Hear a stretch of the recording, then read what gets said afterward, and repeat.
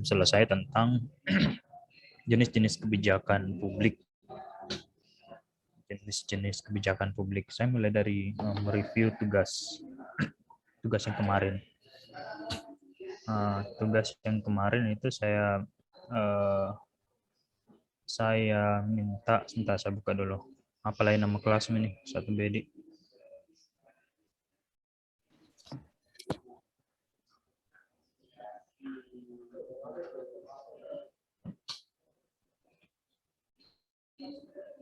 Mana ya? Oke, saya mulai dari kelompok. Ada 4 kelompok kemarin. Saya minta teman-teman menyusun. Saya lupa record. Saya record dulu. Recording in progress. Oke, jadi tugas teman-teman yang kemarin itu ada. Saya minta yang hasil diskusi kelompok itu sudah merangkum. Jadi merangkum 4 jenis kebijakan publik. Dan rata-rata hanya ada satu kelompok yang merangkum, itu pun agak panjang sekali sebetulnya tugasnya. Yang barang publik dan barang privat ini cukup panjang, tapi kemarin saya minta sederhanakan jadi 2 saja itu sudah merangkum semua. Jadi teman-teman mohon dibuat kembali setiap kelompok ya.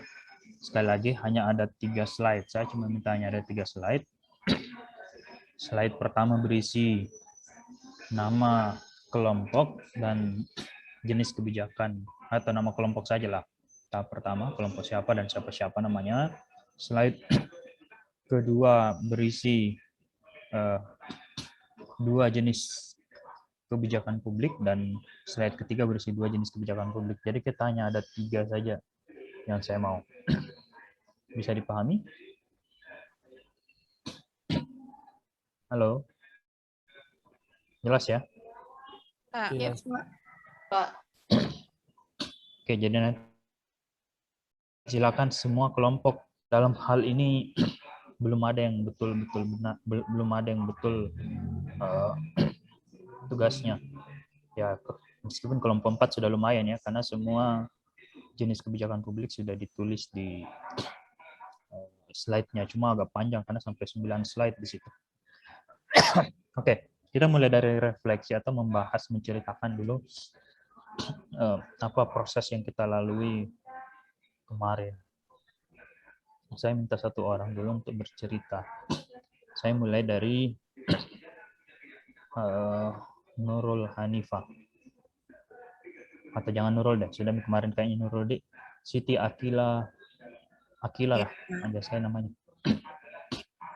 Boleh diceritakan proses kita kemarin. Proses itu artinya apa yang kita pelajari kemarin, apa yang Anda terutama ya, apa yang Anda pelajari kemarin, apa yang Anda rasakan kemarin, dan ya 2 itu dulu lah. Silakan Akila. Kemarin kebetulan saya jadi CEO host Pak, jadi saya sama Esa menjelaskan ke teman-teman dari kelompok lain tentang kebijakan substantif dan kebijakan prosedural Pak. Itu juga Pak. Pertanyaannya ada 2 ya. Apa yang Anda pelajari dan apa yang Anda rasakan gitu. Saya ikut kasih mati saja videoku karena aneh sendiri, saya menyala video sendiri di situ. Ya Pak, maaf Pak. Yang saya rasa Pak kayak baru saja Pak belajar begitu, yang saya menjelaskan ke teman-teman satu-satu, temannya masuk ganti-gantian. Terus yang saya pelajari Pak tentang kebijakan prosedural sama substantif Pak, sama contoh-contohnya Pak. Oke, terima kasih Akila. Sama-sama. Saya pindah ke pertanyaan yang sama ya. Nur Hadis. Nur Hadis, gimana?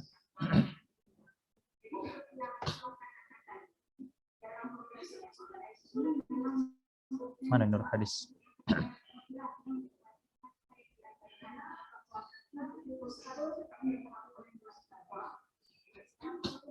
Jadi sambil nunggu Nur Hadis ya. Kelas kalian ada yang menawarkan kuliah luring? Enggak. Kuliah di kampus belum? Ada Pak. Mata kuliah apa? Pak. Bahasa Inggris Pak. Apa dosennya? Bu Ilima. Oh, kuliah luring ya? Baru rencana Pak, tapi enggak Pi. Oh ya, oke. baik. Satu, Ji. Yang lain statistik siapa dosennya? Pak Lutfi, Pak. Tidak kuliahan aja, tidak kuliah luring. Sejauh ini belum ada kejelasannya Pak Luring atau masih daring. Oke.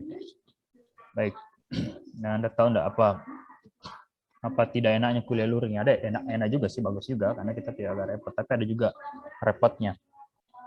Kalian akhirnya tidak bisa bersembunyi di belakang layar.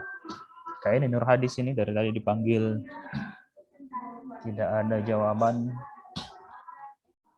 tidak ada kabar. Kalau begitu saya keluarkan dulu dari room Zoom, tempatkan dia di waiting room.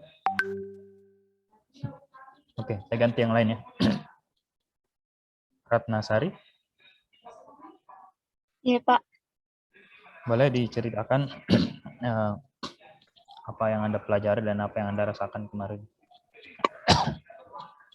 Kemarin saya jadi anggota, pergi ke kelompok yang lain untuk menerima materi. Dan saya rasa pertama kali pergi mengambil materi. Gimana perasaannya? Agak deg-degan tapi lama-lama tadi Deg-degan gimana? takut ada kesalahan. Ya, di kampus itu tidak apa-apa orang salah sebetulnya. Yang penting jujur. Iya. Yang penting.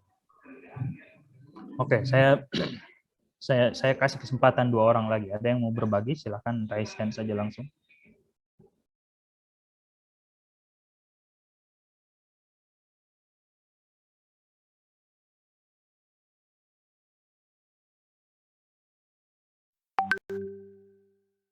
Maaf, Ambrian, silakan. Baik Pak, kemarin itu saya dapat jadi anggota.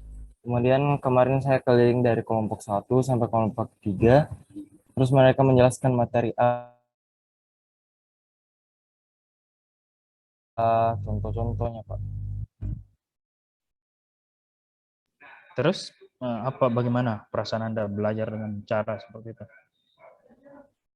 Seru sih Pak, karena dari setiap kelompok mereka menjelaskan contoh-contoh seperti pengertiannya Pak. Terus mereka sajikan kayak apa yang mereka rangkum sebagai buat PPT-nya Pak. Oke, baik. Masih ada? Sudah ya? Oke, sekarang Indah Sari, silakan. Terima kasih. Kemarin itu saya menjadi host. Kebetulan tugas saya itu menjadi penjelas untuk kelompok-kelompok yang ingin menerima materi. Dan saya menjelaskan tentang kebijakan distributif, kebijakan redistributif, dan kebijakan regulatif kepada teman-teman kelompok yang akan menerima materinya. Mana perasaan Anda dengan metode seperti itu, dengan cara? Perasaan suka Pak, suka berbagi. Baik, terima kasih Indah. Siapa tadi? Indah, Akila, Ambrian, sama tadi Ratnasari ya.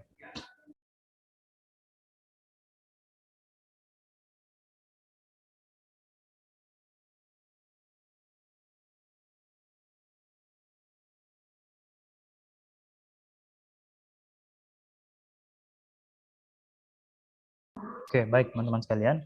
Kurang lebih gambaran perkuliahan kita akan berjalan seperti itulah. Jadi itu namanya model belajar seperti itu adalah model belajar mahasiswa aktif. Jadi aktif student learning. Jadi teman-teman didorong supaya lebih aktif dalam perkuliahan. Karena saya yakin kalau saya berceramah panjang ya mungkin Anda akan fokus dalam beberapa saat, tapi memang fokus kita akhirnya betul-betul terbatas dan akan ada yang luput. Beda akhirnya kalau Anda belajar dan menjadi, terutama ketika Anda menjadi guru bagi teman-teman Anda yang lain. Anda terpaksa belajar karena Anda mau mengajarkan ke orang lain ya. Dan kabarnya itu adalah metode paling paling bagus untuk orang belajar. Kalau orang mau jadi lebih memahami materi, tekanannya akan semakin besar kalau kita diminta untuk menjelaskan materi itu ke orang lain.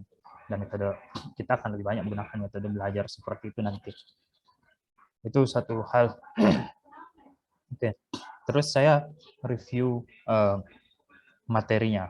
Kalau tadi kita ke prosesnya, sekarang kita review materinya, substansi materinya. Saya ke Revaldi dulu. Revaldi, boleh diaktifkan mikrofonnya dulu. Iya, Pak. Oke, Revaldi, kemarin kelompok berapa? Kelompok 3, Pak, sebagai host. Kelompok 3 sebagai host. Host. Bentar ya, mana Revaldi namanya?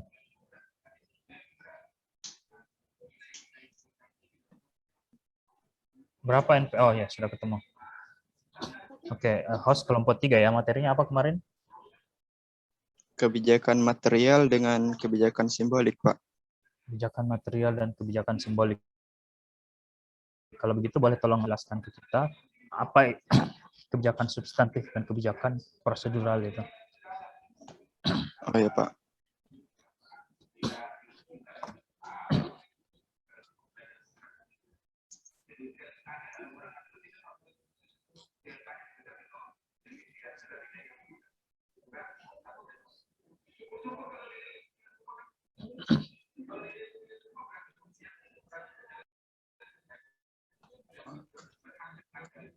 Gimana? Tunggu dulu, Pak. Oh ya. Kebijakan substantif adalah kebijakan mengenai apa yang ingin dilakukan oleh pemerintah. Kebijakan substantif ini mengalokasikan keuntungan dan kerugian maupun biaya dan manfaat langsung kepada masyarakat. Misalnya UU SJSN. Masyarakat sebaliknya. Apa itu SJSN?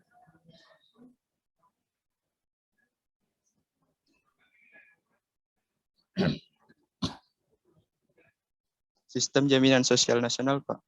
Oke, baik. Selanjutnya, prosedural.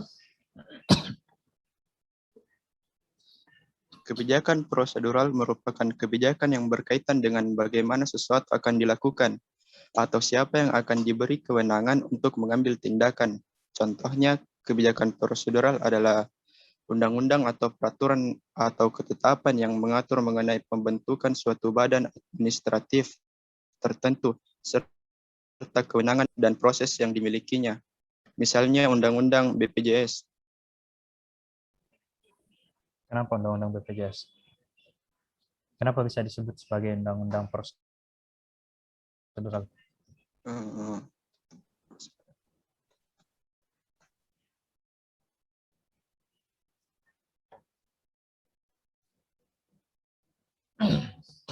Oke, saya ke Dewi Aprilia. Dewi Aprilia ya namanya.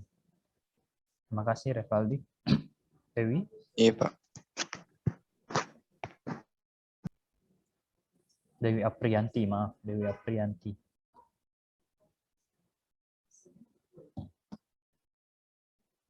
Mana Dewi Aprianti?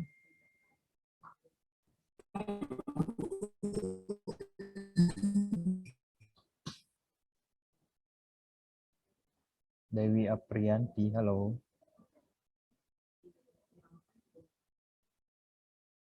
Oke, tidak ada kabar. Kita keluarkan dulu dari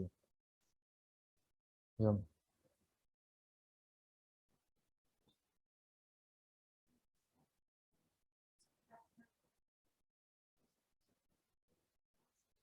Oke, saya ke Andi Audia Ashar Arifuddin. Mana Andi Audia? Iya, Pak. Oke, kelompok berapa kemarin? Kelompok 1, Pak. Kelompok 1 ya. Baik, boleh tolong jelaskan tentang kebijakan tentang barang publik dan barang privat.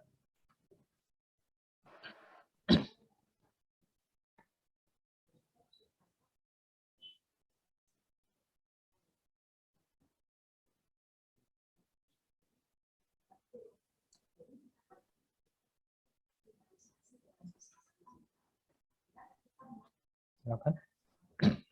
Tunggu, Pak.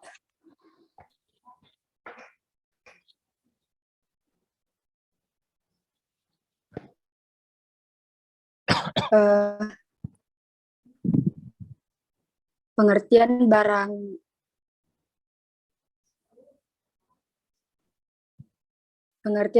publik yaitu barang yang ketika Anda digunakan tidak mengurangi ketersediaannya bagi orang lain dan juga tidak dapat mencegah orang lain untuk menggunakan dan mendapatkan manfaat dari mereka. Contohnya udara bersih, pertahanan nasional, lampu jalan, sistem pengendalian banjir, dan peradilan.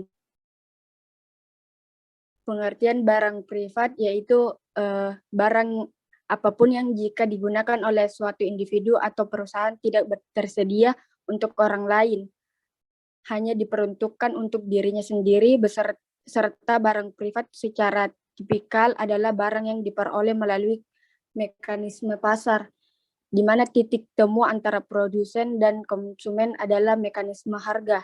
Contohnya itu mobil, lembaga bimbingan belajar, baju, tas, sepatu, dan lainnya, Pak. Oke, boleh dicontohkan kebijakan tentang barang publik dan barang privat?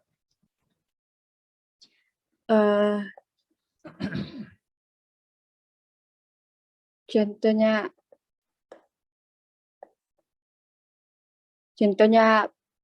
mobil, Pak. Tidak semua orang bisa memiliki mobil. Itu contoh barangnya yang saya maksud, contoh kebijakan tentang barang privat dan barang publik.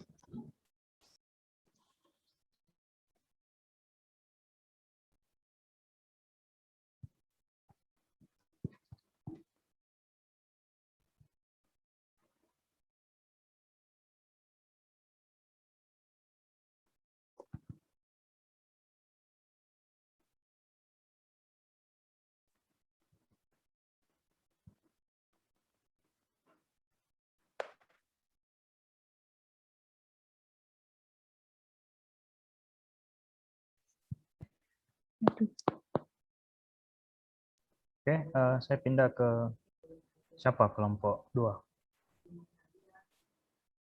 Kemarin kelompok 2 siapa? Fadila? Kemarin kelompok berapa, Fadila? Saya kelompok 4, Pak. Kelompok 4 ya. Oke, kalau begitu bentar. Saya kelompok 2 dulu. Siapa yang kelompok 2? Saya, Pak. Saya, Pak. Oke, Jismayani ya. Jismayani dulu. Jismayani boleh dijelaskan tadi contoh kebijakan terkait barang publik dan barang privat?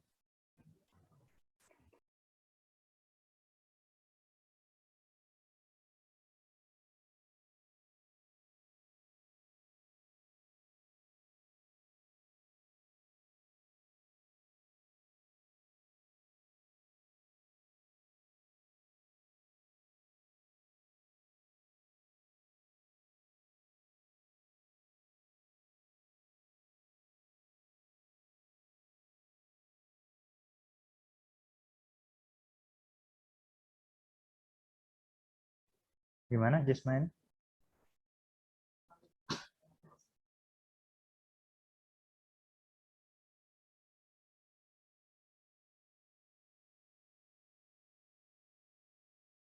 Barangnya, Pak. Contoh kebijakannya.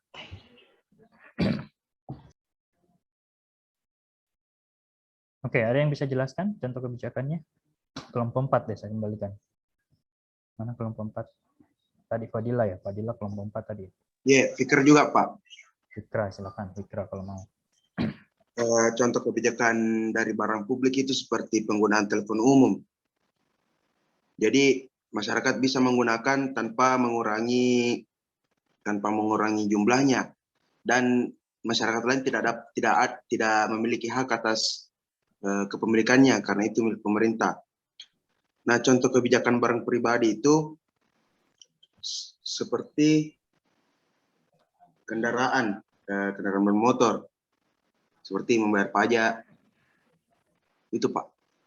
Oke, baik. Saya saya kira sudah ada gambaran tadi ya tentang, saya jelaskan dulu yang terakhir kalau begitu, yang jenis kebijakan jenis kebijakan tentang barang publik dan barang privat. Tadi sudah jelas ya, barang publik itu yang mana, barang privat yang mana. Kita nanti akan perdalam itu di pembahasan tentang perumusan kebijakan, karena kebijakan publik yang boleh diselesaikan oleh kebijakan publik, yang harus diatur oleh kebijakan publik, itu salah satunya adalah masalah publik, dan menentukan mana yang masuk masalah publik atau tidak, salah satunya menggunakan konsep barang publik dan barang privat. Nah, tadi barang publik jelas ya, kalau semua orang bisa pakai secara bersamaan tanpa mengurangi hak orang lain menggunakan jalan itu. Contohnya tadi menggunakan barang itu, contohnya mercusuar ya. Mercusuar itu kan dia ditempatkan di pulau. Ada saya lihat di Makassar lagi ada tempat wisata yang hits, ada pulau yang ada mercusuarnya itu, saya lupa namanya apa nama tempatnya itu. Itu lagi ramai dikunjungi orang di pulau, salah satu pulau di Makassar. Apa gunanya mercusuar itu? Ada yang tahu gunanya mercusuar? Atau tahu gitu mercusuar kayak mana itu yang namanya mercusuar? Saya Iya Pak, tahu Pak. yang bagaimana, yang mana itu? Untuk membantu navigasi kapal laut. Betul. Jadi mercusuar itu kayak senter besar, toh. Ada menaranya besar, baru di atasnya ada senter. Apa gunanya itu senter? Bukan Digunakan mengurangi. untuk menandai Pak, daerah-daerah yang berbahaya. Betul. Misalnya karang atau daerah laut yang dangkal. Ya, jadi itu bukan untuk apalagi tadi menerangi jalannya kapal, tapi dia menunjukkan bahwa di daerah itu jangan kau mendekat di situ kapal, karena pasti akan karam kapalnya di situ. Nah, kalau mercusuar itu dipasang di pulau, kalau di penggunaannya tidak akan mengurangi hak orang lain untuk menggunakan, karena semua kapal yang lewat di sekitar situ bisa lihat, kan begitu. Itu namanya contoh barang publik. Contohnya yang lain tadi ada pertahanan dan keamanan. Satu kali tentara itu menjaga pertahanan Indonesia di perbatasan, semua kita itu bisa merasakan tanpa ada yang bisa dikecualikan begitu. Kita rasa aman. Anda bisa bayangkan ya di mana lagi namanya, di Palestina lah, contoh mungkin yang kita kenal bersama. Di Palestina itu kan jangankan mereka tidak bisa belajar dengan tenang karena sedikit ada perang. Begitu ada ancaman dari luar, satu negara pasti merasakan, satu kawasan merasakan tidak tenang, tidak merasa aman, bahkan ada yang sampai korban jiwa, gitu ya.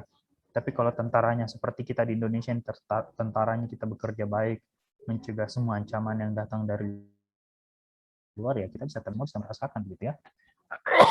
Itu contohnya barang publik. Beda dengan barang privat. Barang privat itu contohnya tadi teman sebutkan mobil. Kalau satu orang punya mobil, itu pasti menghalangi orang lain memiliki mobil yang sama. Misalnya saya ada mobil, ya itu punya aku. Tidak bisa sembarang orang bisa pakai. Dan terbatas, hanya saya dan orang yang saya izinkan saja menggunakan mobil itu yang bisa pakai. Itu namanya barang privat. Apalagi rumah. Apalagi kursus privat tadi disebutkan, kursus privat itu ya hanya yang bayar misalnya yang bisa pakai. Begitu ya. Itu. Nah sekarang yang ditanyakan adalah bagaimana kebijakan tentang barang publik dan barang privat tadi itu. Apa kebijakan tentang barang publik? Contohnya tadi mercusuar misalnya. Ya kebijakan tentang mercusuar saya tidak tahu ya, apakah ada di Indonesia ada seperti itu atau tidak. Mungkin akan ada standar bangunannya. Akan ada di mana saja bisa dipasang misalnya. Ada syarat teknis pemasangannya ya. Tidak semua kan, tidak mungkin mercusuar itu misalnya dipasang di wilayah perkotaan, kan harusnya dipasang di pulau misalnya. Itu terkait kebijakan tentang mercusuar. Apalagi tadi kebijakan tentang pertahanan. Kita dengar kemarin baru-baru ada alokasi anggaran berapa miliar itu, berapa triliun itu untuk pengadaan alutsista, alat utama sistem pertahanan, beli tank, beli mobil, beli senjata. Itu kan kebijakan tentang barang publik. Apalagi contoh barang publik tadi, ya jalan raya. Apa kebijakan tentang jalan raya? Karena dipakai sama-sama itu jalan raya, orang harus tertib. Tidak boleh parkir sembarangan misalnya di rawan lokasi macet. Itu kebijakan tentang barang publik supaya semua orang bisa menggunakannya secara maksimal. Itu di peta ini kan ada banyak rambu-rambu dilarang stop. Kenapa dilarang stop di wilayah tertentu? Karena kalau kau stop di situ pasti bikin macet. Kan begitu ya. Ada perempatan dikasih lampu merah, itu kebijakan publik. Dan untuk barang publik juga, kebijakan terkait barang publik juga. Apa gunanya ya? Supaya orang tertib di jalan. Jadi itu contoh kebijakan tentang barang publik. Nah, kalau kebijakan tentang barang privat, gimana? Kita contohkan tadi mobil misalnya. Apa kebijakan tentang mobil? Ada spesifikasi. Membayar pajak. Ya, ada bayar pajak misalnya untuk mobil. Ada yang baru nih, kelonggaran pembayaran pajak misalnya untuk PPNBM, sehingga pasar bisa lebih kencang misalnya. Terus ada yang sekarang misalnya pemerintah sudah mengancang-ancang dalam 20 atau 30 tahun ke depan ya, mobil yang dijual itu harus mobil listrik misalnya. Kan kebijakan tentang barang privat, meskipun arahnya juga sebetulnya untuk mendukung barang publik. Kenapa misalnya harus pakai mobil, harus pakai tenaga listrik bukan tenaga diesel? Ya karena BBM sudah mulai terbatas. Terus polusi yang dihasilkan lebih sedikit kalau kita pakai mobil listrik misalnya. Itu terkait lagi dengan barang publik yang lain. Jadi itu ya. Jadi meskipun itu kita yang punya, masuk barang publik atau barang privat? Tanah atau perumahan? Privat, Pak. Oke, jadi barang privat ya. Privat itu kan perumahan, misalnya kita punya tanah. Tapi apakah kita bisa sembarang membangun di tanah kita? Langsung membangun terserah kita, bisa enggak? Tidak bisa. Tidak, Ya, Pak. tidak bisa karena ada namanya IMB ya. Bangun-bangun bikin bangunan di situ. Kenapa pemerintah harus mengatur urusan-urusan privat seperti itu, padahal kan tanah aku misalnya ini bukan dipunyanya orang. Ya karena juga ada kepentingan untuk melindungi kepentingan orang lain, gitu ya. Tidak boleh sembarang bangun misalnya. Ya jangan sampai bangunanmu menutupi jalan. Jangan sampai bangunanmu menutupi selokan misalnya, akhirnya menyebabkan banjir kalau musim hujan. Kan seperti itu. Jangan sampai kau membangun di wilayah rawan banjir, rawan gempa misalnya. Nah, itu. Jadi meskipun itu barang yang kita punya, pemerintah juga mengatur supaya pertama Anda tidak dirugikan sendiri, dan yang kedua tidak mengganggu kepentingan orang lain. Sudah clear tentang jenis kebijakan yang pertama ini? Yang keempat tadi ya? Ya, Pak. Oke, jelas ya. Nah, selanjutnya tadi saya ke kelompok 4 di satu orang. Tadi Fikra sudah ya. Fadila, saya kembali ke Fadila lah. Iya, Pak. Bisa jelaskan kebijakan kebijakan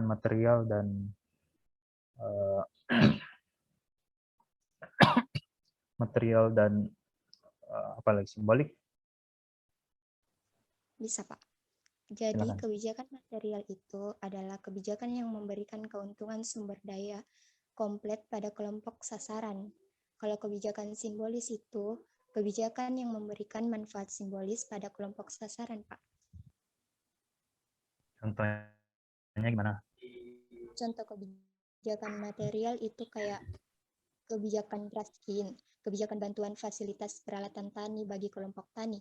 Kalau contoh kebijakan simbolik itu Pak, kebijakan hari libur dan kebijakan hari besar keagamaan.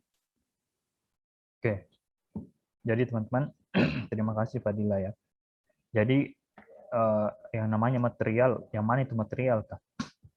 Jadi material itu ada barangnya, ada yang bisa dipegang, misalnya barang itu punya bentuk, bisa kita lihat secara nyata, itu namanya material. Jadi semua kebijakan tentang materi, kebijakan yang jelas, misalnya barangnya, itu masuk kebijakan material. Makanya tadi dicontohkan Raskin. Raskin kan jelas ada barangnya. Ada kebijakan, apalagi tadi namanya, BLT, bantuan langsung tunai misalnya. Itu kan jelas, ada pembagian alat-alat produksi pertanian, misalnya pembagian pupuk, pembagian cangkul, traktor, dan lain-lain. Karena ada jelas materinya di situ, ada barangnya di situ yang diberikan. Nah, kalau kebijakan simbolik itu tidak dalam bentuk barang, tapi simbol. Simbol bisa jadi penghargaan. Penghargaan terhadap agama tertentu, misalnya. Contohnya, tadi teman Anda mencontohkan kebijakan hari-hari raya, begitu ya. Jadi, tahu kenapa ateis itu tidak bisa hidup di Indonesia? Nggak tahu kenapa tidak diakui sama negara? Ya, karena salah satunya katanya tidak menyumbangkan hari libur bagi Indonesia. Tidak ada gunanya karena tidak ada hari rayanya, toh. Jadi itu penghargaan terhadap satu agama tertentu, tapi juga penghargaan itu bisa ke orang per orang. Apa contohnya? Ke orang per orang. Ada yang bisa kasih contoh? Bagaimana kebijakan simbolik yang tarikan ke kelompok tertentu, ya, ke agama. Tapi ke orang per orang itu apa contohnya?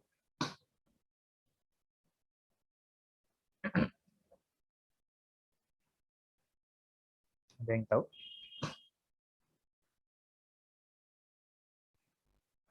Oke, jadi ke Fahmi tadi mau berkomentar? Cuti kerja, Pak.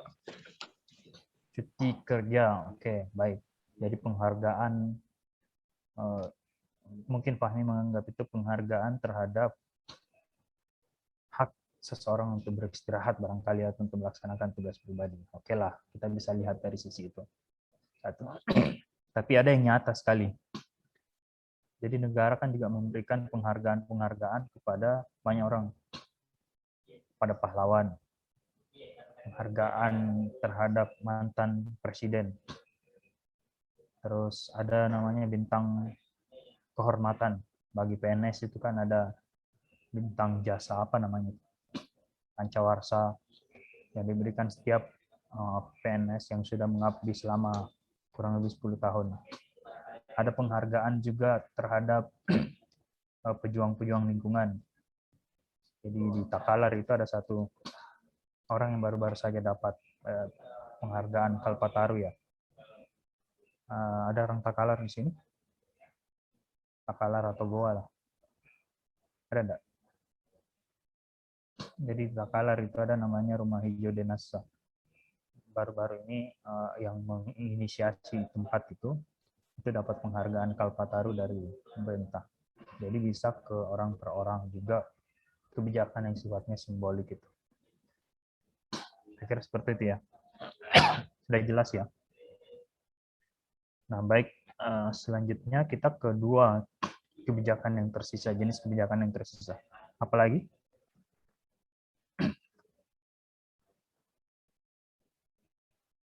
Ada enggak? Siapa ingat apa dua kebijakan yang jenis kebijakan yang tersisa?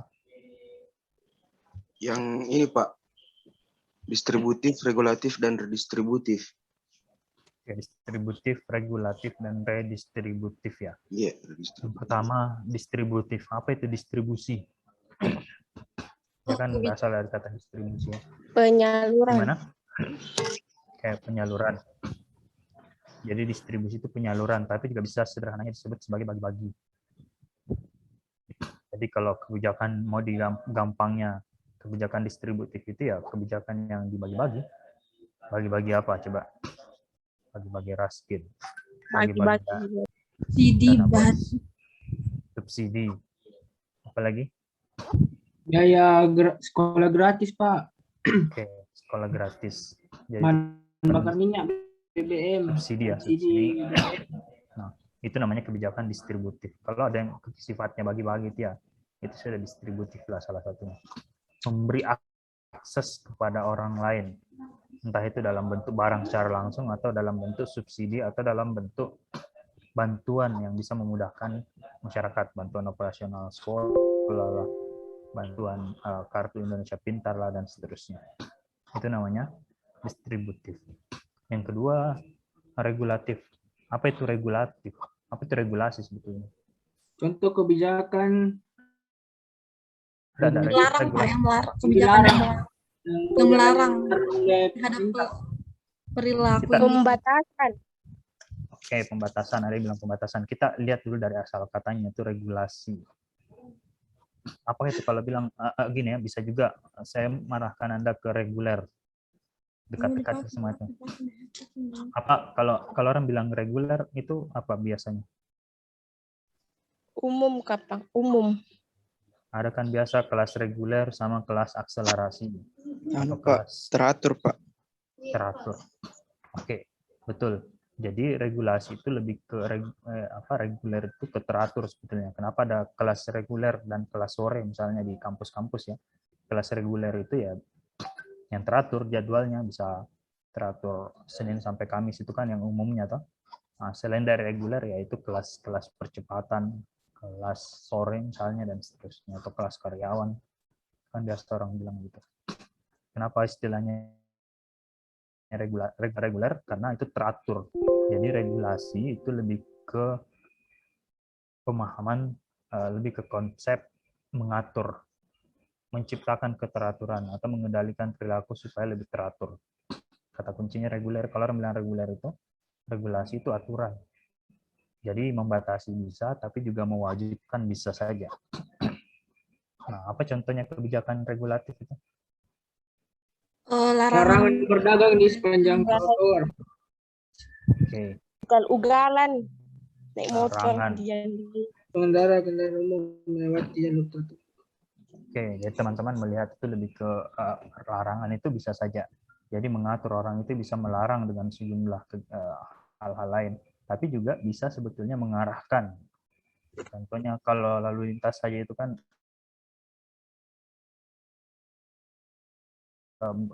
tadi ada larangan berdagang di lokasi tempat umum. Tapi regulasi juga bisa dalam bentuk menyediakan tempat untuk pedagang kaki lima. Misalnya orang dilarang berdagang di Losari. Dibukakan tempat berdagang baru di mana apalagi namanya sebelahnya tuh Losari. Tumbuh apa, Pak? CPI, Pak. Ya, CPI. CPI. Indonesia. Kan begitu ya. Jadi bisa saja meregulasi itu dua hal. Bisa saja melarang, tapi juga bisa mengatur, menganjurkan atau mengarahkan orang lain untuk melaksanakan sesuai dengan pola kebijakan tertentu. Jadi kebijakan itu mengatur lah. Pokoknya semua hal yang sifatnya mengatur, mau itu melarang, mau itu mewajibkan, mau itu menganjurkan, itu masih jenis kebijakan regulatif. Jelas ya sampai sini ya. Nah, terakhir apa? Redistributif. Redistributif kan tadi bagi-bagi ya. Ada R-nya itu membagi-bagi kembali. Konteksnya begitulah ya, membagi-bagi kembali. Apa maksudnya bagi-bagi kembali? Apa maksudnya membagi-bagi kembali? Artinya ada sesuatu yang dikumpulkan dulu, baru dibagi-bagi kembali. Konteksnya begitu ya. Kalau distributif kan tadi langsung jadi bagi. Kalau redistributif artinya ada proses mengambil dulu, mengumpulkan dulu, baru membagi-bagi kembali. Jadi rangkaiannya harus ada pengumpulan dulu, baru membagi-bagi kembali. Apa contohnya kemarin? Pemungutan pajak. Pemungutan pajak. Jadi kalau pemungutan pajak itu sebetulnya bukan redistributif. Pajak itu, jadi pajak itu begini ya. Pajak itu seperti asuransi sebetulnya dalam negara. Apa maksudnya asuransi dalam negara? Terserah kau, contohnya asuransi BPJS mungkin ya, BPJS Kesehatan. Kita semua kan punya BPJS Kesehatan dan preminya itu dibayar setiap bulan. Entah itu kita bayar sendiri, dibayar oleh kantor, atau dibayar oleh negara. Kan PBI itu penerima bantuan iuran itu kan dibayar oleh negara. Yang pekerja itu dibayar sebagian besar oleh kantornya, sementara mandiri itu dibayar sendiri dan setiap bulan itu dibayar. Nah, apakah setiap bulan kita pakai atau tidak kan tidak harus selamanya dipakai. Jadi semua orang pajak seperti itu juga. Beli makanan misalnya di Indomaret itu kan ada pajaknya, ada pajak pertambahan nilai namanya. Makan di warung makan ada PPH juga, PPN, ada pajak pertambahan nilainya yang masuk ke pemerintah daerah. Dan itu tidak berhubungan dengan kita mau pakai atau tidak urusan itu. Nah, berbeda dengan redistributif, kalau tadi pajak kan semua orang yang kena langsung masuk. Jadi semua yang belanja pasti kena. Semua yang membangun punya tanah misalnya langsung harus bayar PBB. Tapi kalau kebijakan redistributif itu menyerap kelompok-kelompok tertentu.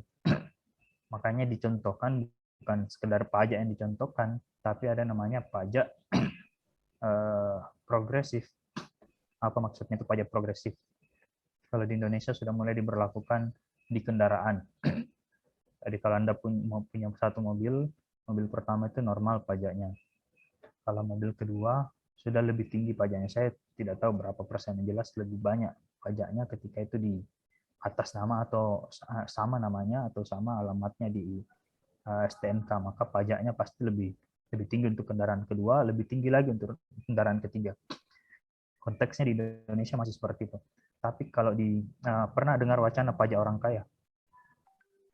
Kan lagi diwacanakan itu mau di Indonesia mau dibikin pajak orang kaya. Jadi yang kaya itu semakin lebih banyak pajaknya. Tapi itu bukan khas di Indonesia. Sebenarnya negara-negara di Jerman, di Eropa, itu mereka sudah lebih duluan menerapkan hal-hal seperti itu. Jadi semakin banyak penghasilan orang, pajaknya semakin tinggi. Tapi itu kembali juga ke masyarakat. Dalam bentuk apa? Ini distribusinya. Jadi diambil pajak dari orang kaya, orang yang penghasilannya lebih banyak, orang kendaraannya lebih banyak. Itu kemudian disalurkan dalam bentuk lain kepada masyarakat, dikembalikan pada masyarakat dalam bentuk lain. Jadi konteksnya berupaya sebetulnya untuk mengurangi kesenjangan. Jadi yang kaya tidak terlampau kaya, sebagian kekayaannya digunakan untuk menolong yang miskin. Itu konteksnya sebenarnya kebijakan redistributif itu. Kalau di Eropa kan orang kaya untuk mensubsidi misalnya masyarakat miskin, atau yang paling umum digunakan untuk mensubsidi transportasi umum sehingga orang bisa menggunakan transportasi secara gratis misalnya. Itu namanya redistribusi. Tujuannya sekali lagi untuk mengurangi kesenjangan. Jadi kita kan terlalu senjang di Indonesia ya, ada yang kaya itu tambah banyak sekali uangnya, sementara yang miskin tambah miskin begitu. Kebijakan redistributif ditujukan untuk mengurangi itu. Jadi dikumpul dulu dari yang banyak pendapatannya, dari yang beberapa kelebihan, lalu kemudian distribusikan, entah itu targeted ke kelompok-kelompok tertentu atau juga bisa secara umum. Sampai di sini jelas ya bedanya distributif sama redistributif ya. Iya Pak. Iya Pak. Jadi kata re-nya itu ada proses pengumpulan dulu di situ yang secara spesifik, bukan secara umum dalam bentuk pajak ya. Untuk. Baik. Terakhir, apa lagi yang belum?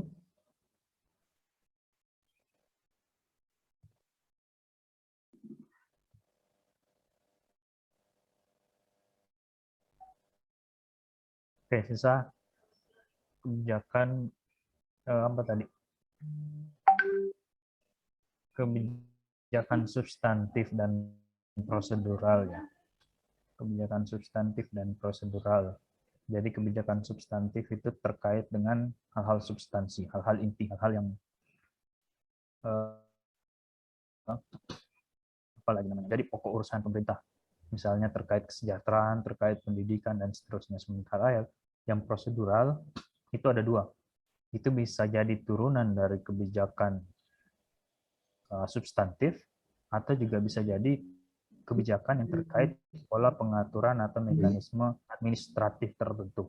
Jadi di situ itu bahasa saya. Teman-teman bisa pakai bahasa yang Anda gambar, yang Anda simpulkan tadi. Yang pertama kebijakan substantif. Apa contohnya? Apa tadi contohnya kebijakan substantif?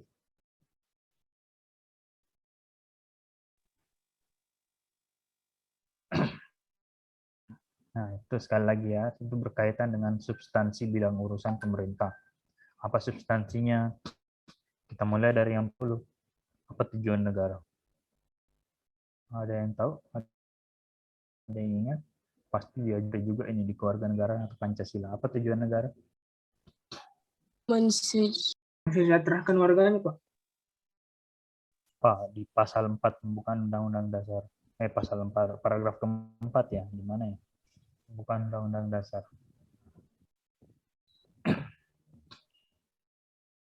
Alinea atau paragraf 4 ya, saya lupa. Itu kan ada menciptakan ketertiban umum, mewujudkan apa? Mewujudkan ketertiban umum, mencerdaskan kehidupan bangsa, dan ikut ketertiban dunia yang berdasarkan perdamaian gitu ya. Jadi ada ketertiban umum itu bicara tentang pertahanan atau keamanan. Terus jelaskan itu berkaitan dengan pendidikan misalnya.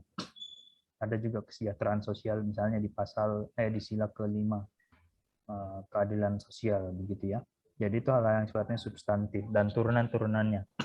Substantif itu bicara tentang pendidikan, maka lahir undang-undang pendidikan. Kesehatan misalnya undang-undang kesehatan, itu yang namanya substantif. Jadi undang-undang pokok yang besar yang mengatur tentang hal-hal substansi, hal-hal jadi urusan pemerintah. Makanya biasanya kebijakan substantif itu modelnya undang-undang dan undang-undang dasar saja. Itu pun juga hal-hal yang berkaitan yang di luar administrasi ya. Mungkin akan lebih jelas kalau kita membahas kebijakan prosedural. Kebijakan prosedural itu adalah kebijakan dua hal ya. Pertama, turunan dari kebijakan substantif. Kita ambil contoh misalnya Undang-Undang Pendidikan Nasional. Itu kan undang-undang berapa? Undang-undang kebijakan nasional itu. Undang-Undang 3 ya, 2004 kalau saya tidak salah. Itu substansi pendidikan yang dibahas itu. Secara prosedural, turunan dari bagaimana menciptakan pendidikan yang baik, lahirlah misalnya Undang-Undang Pendidikan Tinggi. Lahir peraturan pemerintah tentang pendidikan tinggi. Di bawahnya lagi ada peraturan menteri dan seterusnya. Ada teman-teman di kewarganegaraan sudah belajar hierarki atau di Pancasila ya? Sudah belajar hierarki peraturan perundang-undangan? Belum, Pak. Emang mungkin juga sudah pernah sih belajar. Apa yang paling tinggi di Indonesia? Peraturan perundang-undangan.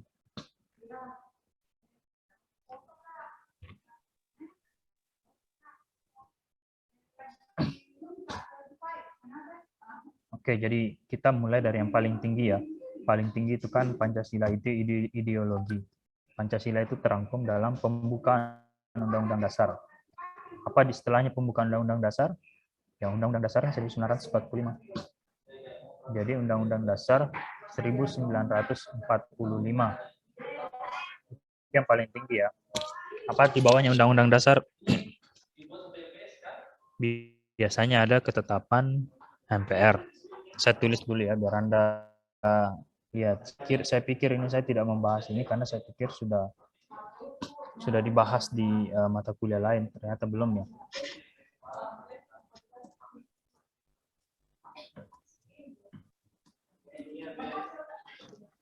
Sepertinya sudah dipelajari ini, Pak. Nah, itu dia. Setauku sudah ya. Apa di bawahnya Undang-Undang Dasar? Ketetapan MPR, Pak. TAP MPR, betul. Di bawahnya TAP MPR. Undang-undang. Undang-undang. Jadi Undang-Undang Dasar itu dijabarkan seharusnya dalam undang-undang. TAP MPR itu bisa juga, tapi biasanya tidak mengacu ke TAP MPR gitu ya. Nah, di bawah undang-undang ada apa? Peraturan pelaksanaan dan peraturan otonomi. Ada di bawahnya keputusan presiden. Ntar di bawah Undang-Undang Dasar ada apa? Ketetapan MPR, Pak. Ketetapan MPR di bawah TAP MPR. Undang-undang. Undang-undang di bawah undang-undang. Peraturan pemerintah.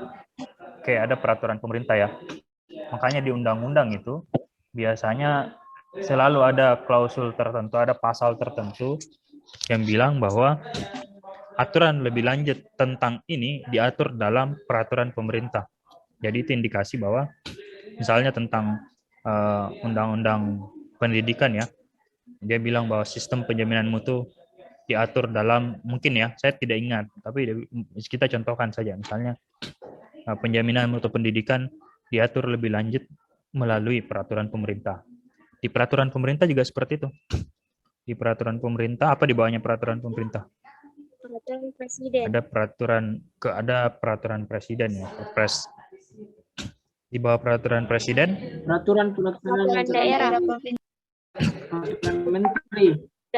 Oke, jadi ada peraturan bisa peraturan menteri, tapi juga ada yang langsung ke peraturan daerah, begitu ya. Nah, itu menggambarkan apa? Kenapa saya jelaskan itu? Jadi kebijakan substantif itu bisa jadi di Undang-Undang Dasar dan di undang-undang. Selebihnya kebijakan yang prosedural itu sudah level bawahnya, mulai dari peraturan pemerintah sampai pada peraturan menteri. Peraturan daerah juga kadang-kadang bisa dianggap peraturan substansial sebetulnya. Kalau itu mengatur satu urusan tertentu, misalnya pendidikan di daerah, itu substansi pemerintah di daerah. Jadi kenapa siapa yang susun undang-undang dasar? Siapa yang susun undang-undang dasar? Saya tulislah kalau begitu ya, biar teman-teman ada gambaran.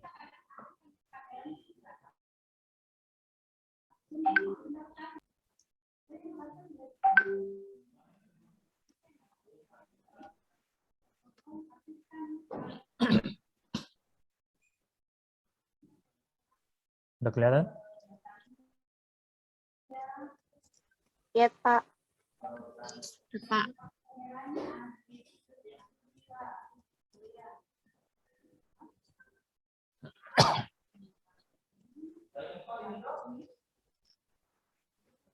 Nah, ini kan gitu ya modelnya. Jadi yang substantif, kita coba identifikasi dulu substantif melalui proses ini. Undang-Undang Dasar 1945 siapa yang susun? BPUPKI. Hah? BPUPKI, Pak. BPUPKI, Pak. Itu awalnya BPUPKI ya, tapi kalau sekarang siapa? Kan sudah tidak ada BPUPKI. Oh, MPR bukan, Pak? Oke, MPR ya. MPR itu siapa? Majelis Permusyawaratan Rakyat. Oke, nantilah. Ini kan tapi MPR jelas MPR ya. Kalau undang-undang siapa yang susun?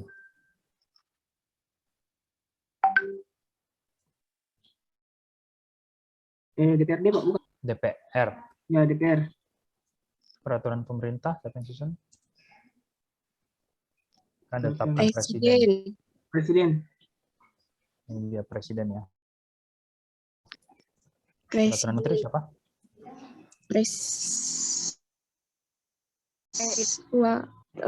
Peraturan menteri. Presiden, Pak. Menteri lah. Peraturan menteri. Peraturan daerah siapa yang susun? DPD. Hah? DPRD. Peraturan bupati, peraturan gubernur siapa yang susun? DPD. Bupati atau gubernur? Gubernur. Atau gubernur. Bupati atau gubernur. Nah, oke.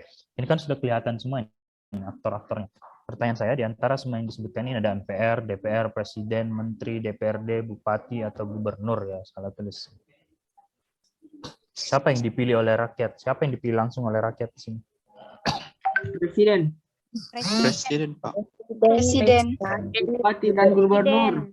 Bupati, Gubernur, DPRD, Pak.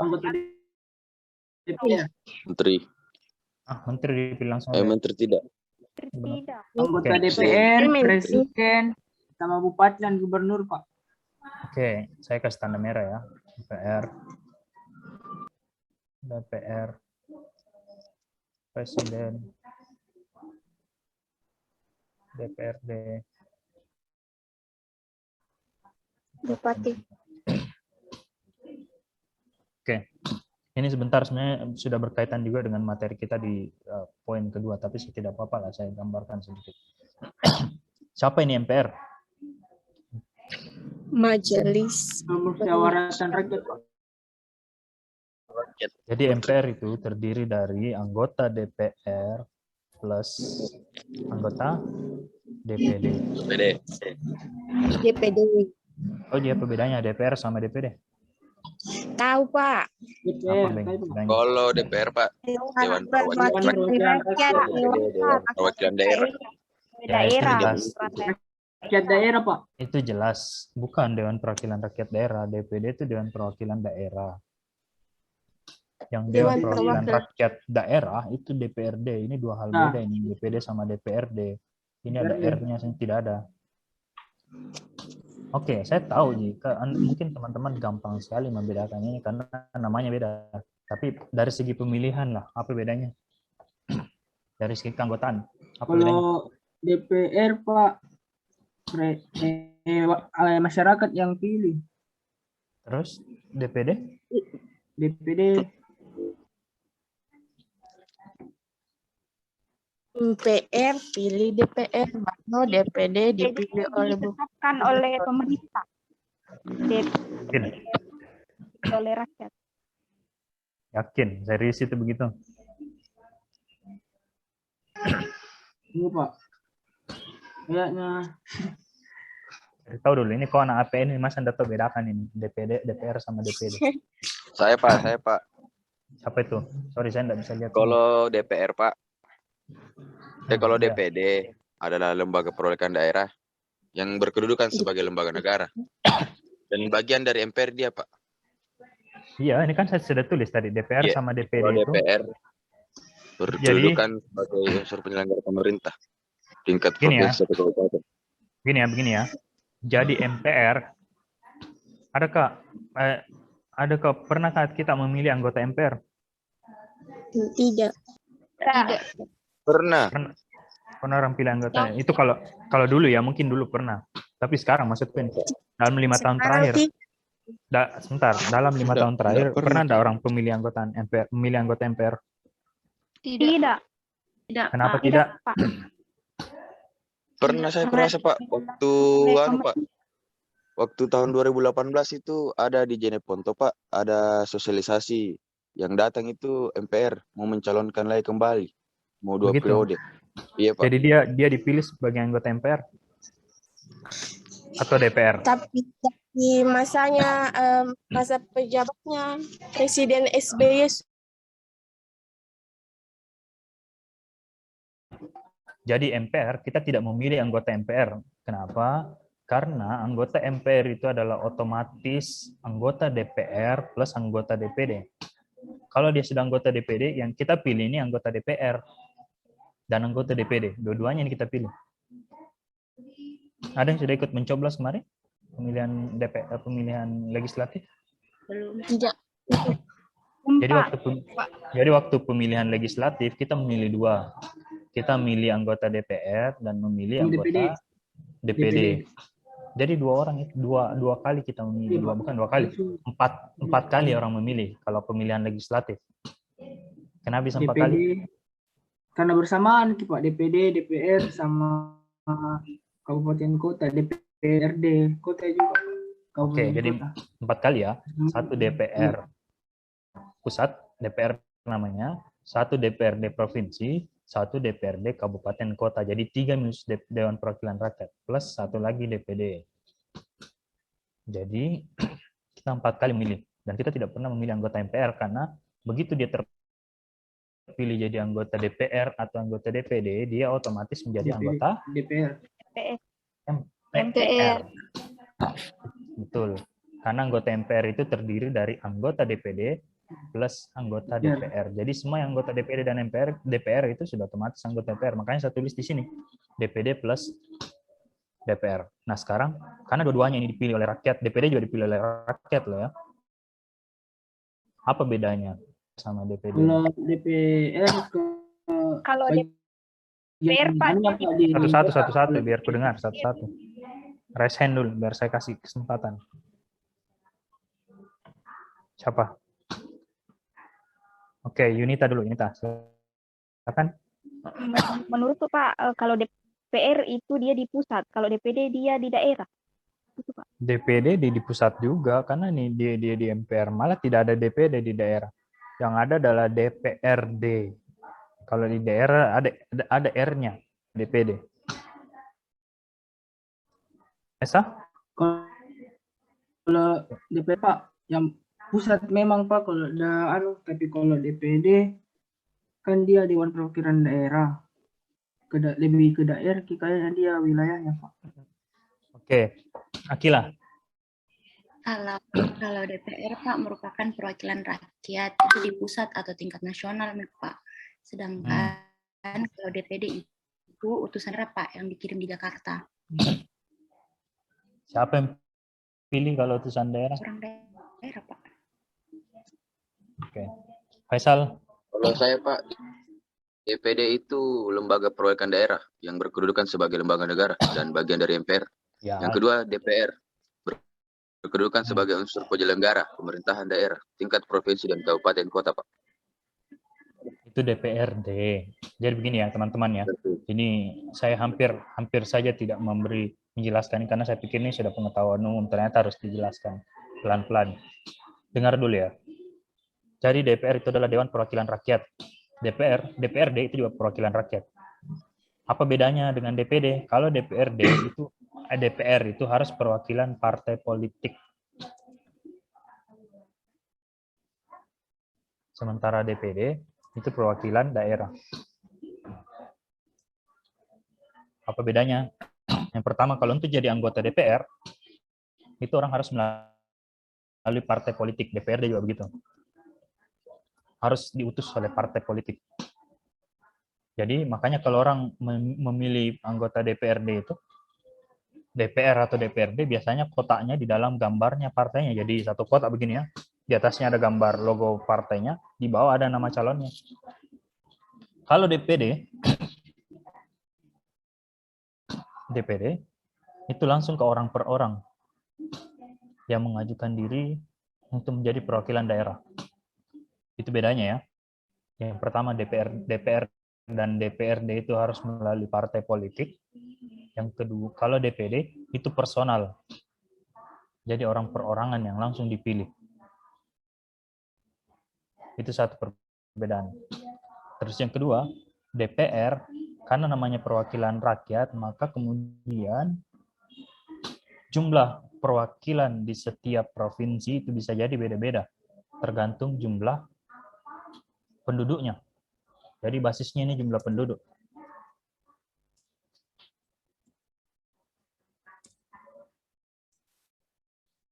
Jadi anggota DPR dari Jawa Barat tidak akan sama dengan jumlah anggota DPR dari Sulawesi Selatan. Siapa lebih banyak? Jawa Barat. Harusnya Jawa Barat lebih banyak karena penduduknya jauh lebih banyak daripada penduduknya Sulawesi Selatan.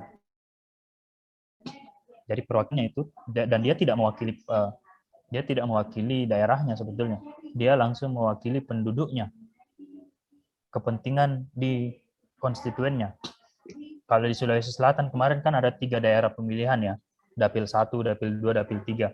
Jadi misalnya anggota DPR Kota Makassar kemarin kalau saya tidak salah itu 1 dapil sendiri karena jumlah penduduknya jauh lebih banyak daripada penduduk lain. Jadi anggota DPR yang diutus dari Dapil Makassar, dia hanya mewakili penduduk dari Dapil Makassar saja. Sementara yang Dapil lain, misalnya Dapil 2 itu kan daerah selatan, kalau tidak salah. Mulai dari Goa sampai Bone, sampai mana, saya tidak ingat persisnya. Dia hanya mewakili daerahnya di situ saja, daerah pemilihannya. Dia mewakili Dapil namanya.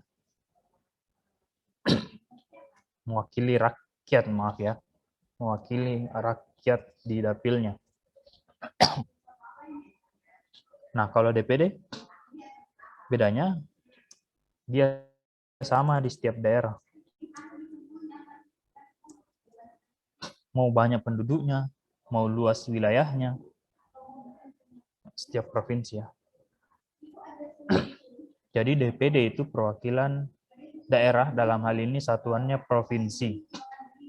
Jadi kalau tadi Jawa Barat lebih banyak anggota DPR-nya daripada Sulawesi Selatan, untuk DPD sama semua provinsi.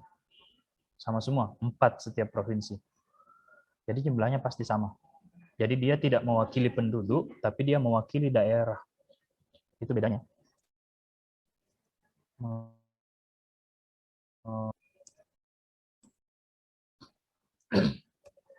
Nanti teman-teman, ini kan mudah-mudahan nanti Anda akan dapat ini kenapa kok muncul ada DPD. Mudah-mudahan dapat dia apa lagi namanya, pemerintah daerah.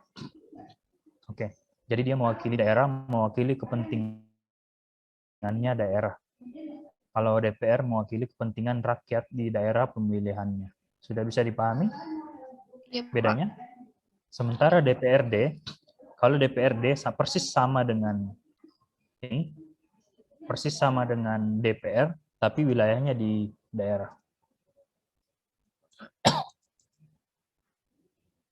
Ya, jadi dia mewakili rakyat di daerah pemilihannya saja. DPRD ya, jadi DPRD provinsi ya, mewakili dapilnya saja. Jadi DPD dan DPRD itu dua hal yang berbeda. Sampai di sini sudah tahu bedanya? DPD dan DPRD? Sudah enggak?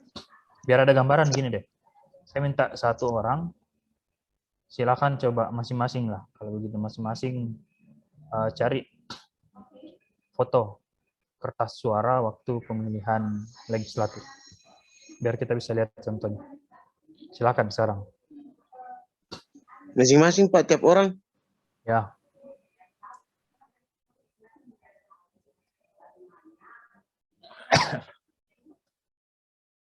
Gambar ya. Anda cari gambar ya.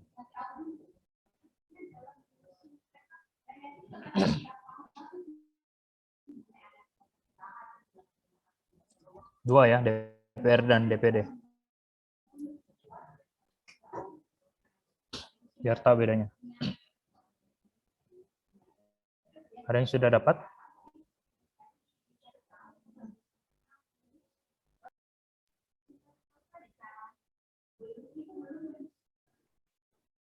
Dari mana, Pak?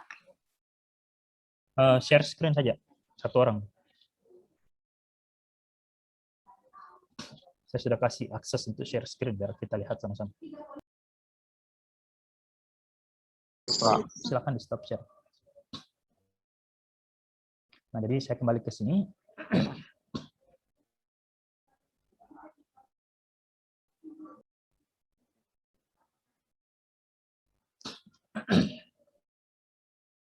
Nah,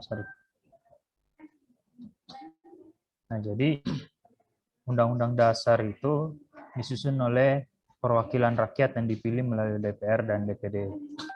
Terus yang kedua, undang-undang disusun oleh DPR, boleh melibatkan MPR memberikan pertimbangan dalam hal tertentu. Tadi ada yang lewat ini, apa Perpu, peraturan pemerintah mengganti undang-undang, yang disusun oleh Presiden. Peraturan pemerintah disusun oleh Presiden, Permen Menteri, Perda DPR, dan Perbub Bupati. Nah, sekarang untuk undang-undang yang sifatnya substansi, tadi saya garis ini.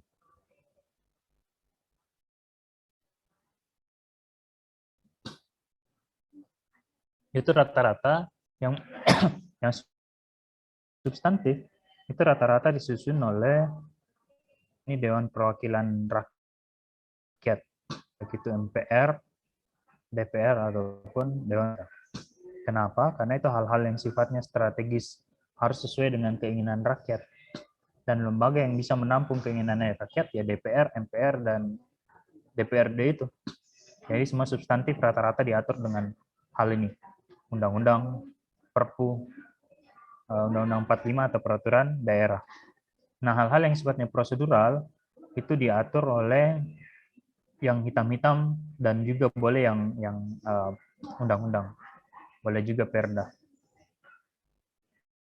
Jadi misalnya bicara tentang undang-undang kesehatan, kebijakan substansi dalam bidang kesehatan, maka substansinya diatur dalam undang-undang kesehatan. Teknisnya atau proseduralnya diatur oleh peraturan pemerintah, peraturan presiden, peraturan menteri kesehatan.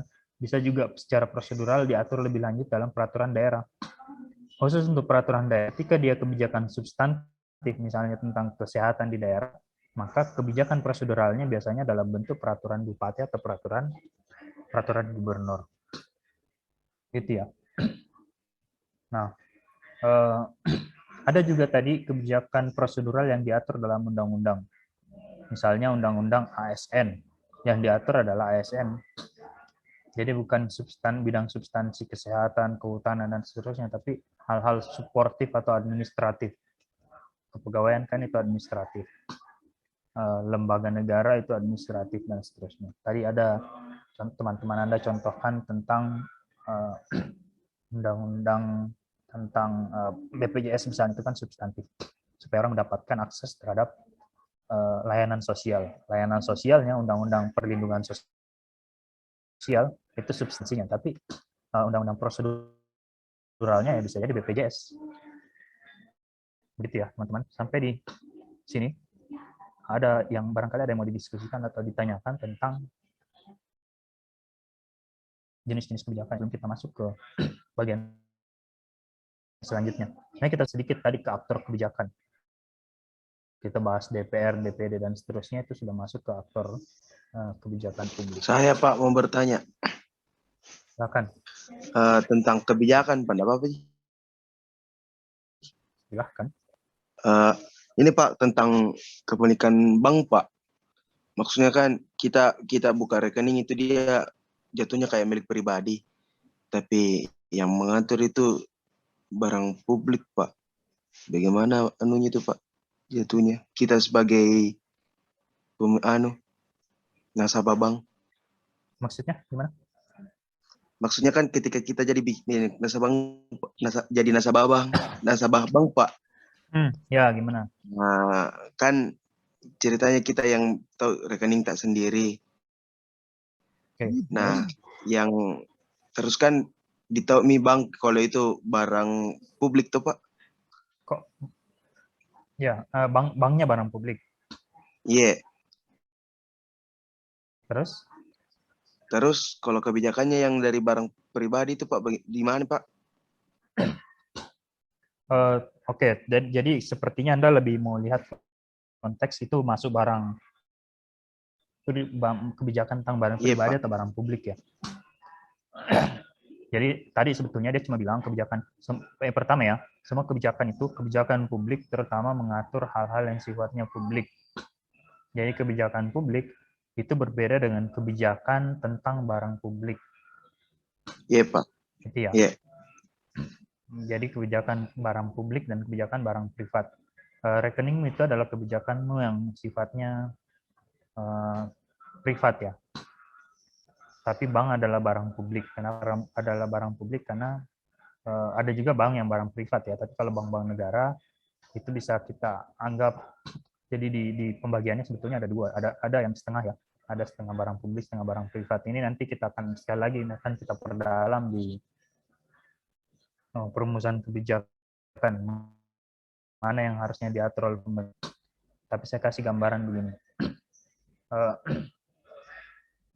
Rekeningmu itu adalah barang privat, barangmu sendiri begitu ya. Tapi lebih privat lagi ketika Anda menabung di bawah bantal. Kenapa kamu menabung di bank? Karena ada jaminan. Kita merasa bank itu lebih aman begitu ya. Kenapa kita bisa merasa bank itu lebih aman? Karena bank itu diatur oleh negara, dijamin oleh negara.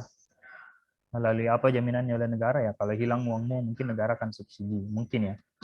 Kan ada banyak tuh bank-bank yang kolaps dan akhirnya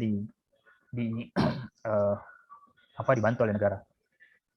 Anda bisa bandingkan begini ya, teman-teman ada yang berinvestasi atau menabung meskipun nanti akhirnya akan dipakai ya di travel yang menjanjikan misalnya. Contoh kasusnya si Abu Tur. Teman-teman masih ingat kasusnya Abu Tur toh? Atau jangan Abu Tur lah, itu tidak apple to apple lah, lembaga keuangan lah. Ada yang bisa contohkan, saya ada teman-teman ada yang ingat enggak? Ada yang ingat pernah di tahun berapa itu ada lembaga keuangan namanya MMM ya, manusia membantu manusia istilahnya. Saya ingat betul karena banyak teman saya terlibat di situ dan saya selalu ditawari. Jadi itu kan salah satu pilihan untuk menginvestasikan uangnya kita. Selain pilihan taruh di bawah bantal dan kita yang mengelola sendiri, taruh di lembaga swasta, keuangan swasta, atau taruh di lembaga publik seperti bank ataupun lembaga keuangan yang diotorisasi oleh OJK, Otoritas Jasa Keuangan, begitu ya. Kenapa lebih banyak memilih ke OJK? Karena kita melihat di situ ada simbol negara. Ada negara yang menjamin kalau uang kita misalnya hilang mungkin akan dibantu sama negara. Beda sama kasusnya tadi ini misalnya Memento itu kan barang privat dan murni privat karena negara tidak diotorisasi sama OJK, tidak ada simbol negara di situ. Ya keuntungannya memang banyak, tapi begitu kolaps, begitu apalagi namanya bangkrut, hilang semua uangnya nasabah dan tidak bisa dijamin oleh negara karena dari awal memang tidak diotorisasi sama negara. Itu ya, jadi memang agak ribet. Apakah itu masuk kebijakan tentang barang privat? Banknya adalah barang publik, tapi kepemilikanmu di bank itu juga diatur sama negara. Bagaimana cara mengaturnya? Ya negara memastikan bahwa tidak ada transaksi Anda yang mencurigakan di situ.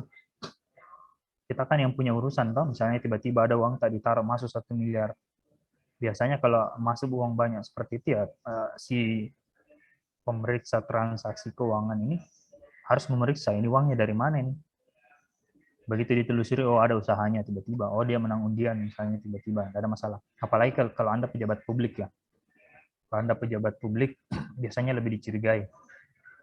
Karena ya dari mana pejabat publik tiba-tiba dapat uang misalnya 1 miliar, pasti telusuri kau dapatin dari mana. Kalau jelas aman. Tapi orang privat, orang per orang juga dicek oleh pemerintah. Ini dari mana uangnya tiba-tiba banyak begini. Supaya apa ya? Supaya memastikan supaya tidak ada perolehan atau tidak ada tindak kriminal di situ.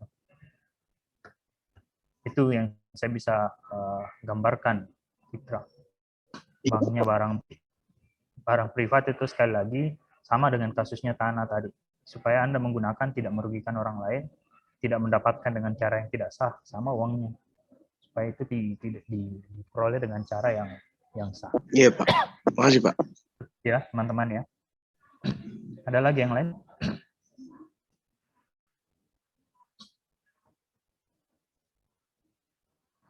Oke, kalau tidak kita melangkah selanjutnya ke aktor dalam kebijakan publik.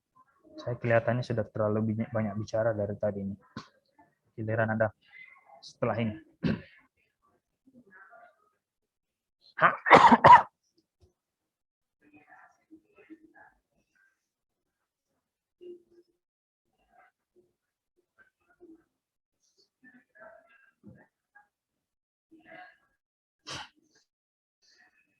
Sudah kelihatan?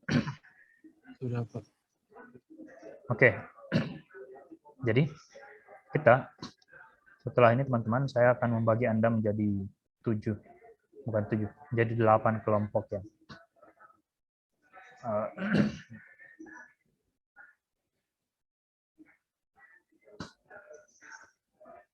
Atau saya juga agak bingung ini, karena Anda sebenarnya mahasiswa APN ya.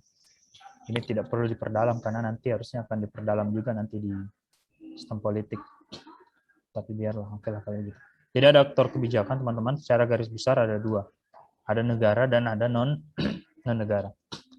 Selama ini kan yang disebutkan dalam kebijakan publik adalah semua yang dilakukan oleh negara. Jadi secara otomatis negara juga, kebijakan publik itu adalah ranahnya lembaga negara. Tapi sesungguhnya dalam semua proses kebijakan ada aktor non-negara yang terlibat.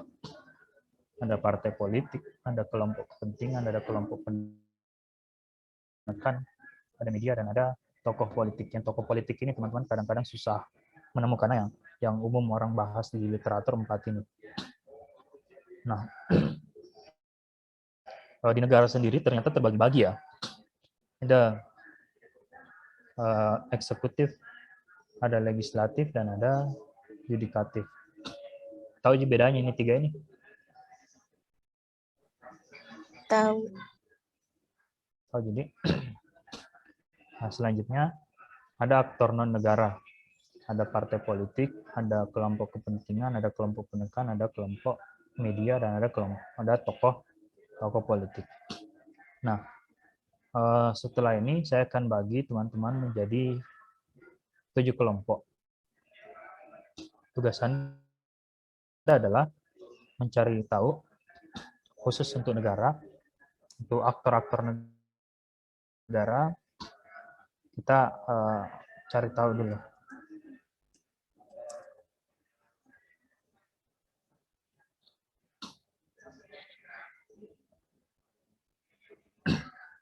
Yang khusus untuk aktor negara nanti itu mencari tahu siapa itu eksekutif, apa fungsinya dan apa perannya dalam kebijakan publik. Untuk aktor non negara, kita cari tahu siapa itu aktor non negara, misalnya partai politik itu siapa dan apa bagaimana caranya mempengaruhi kebijakan.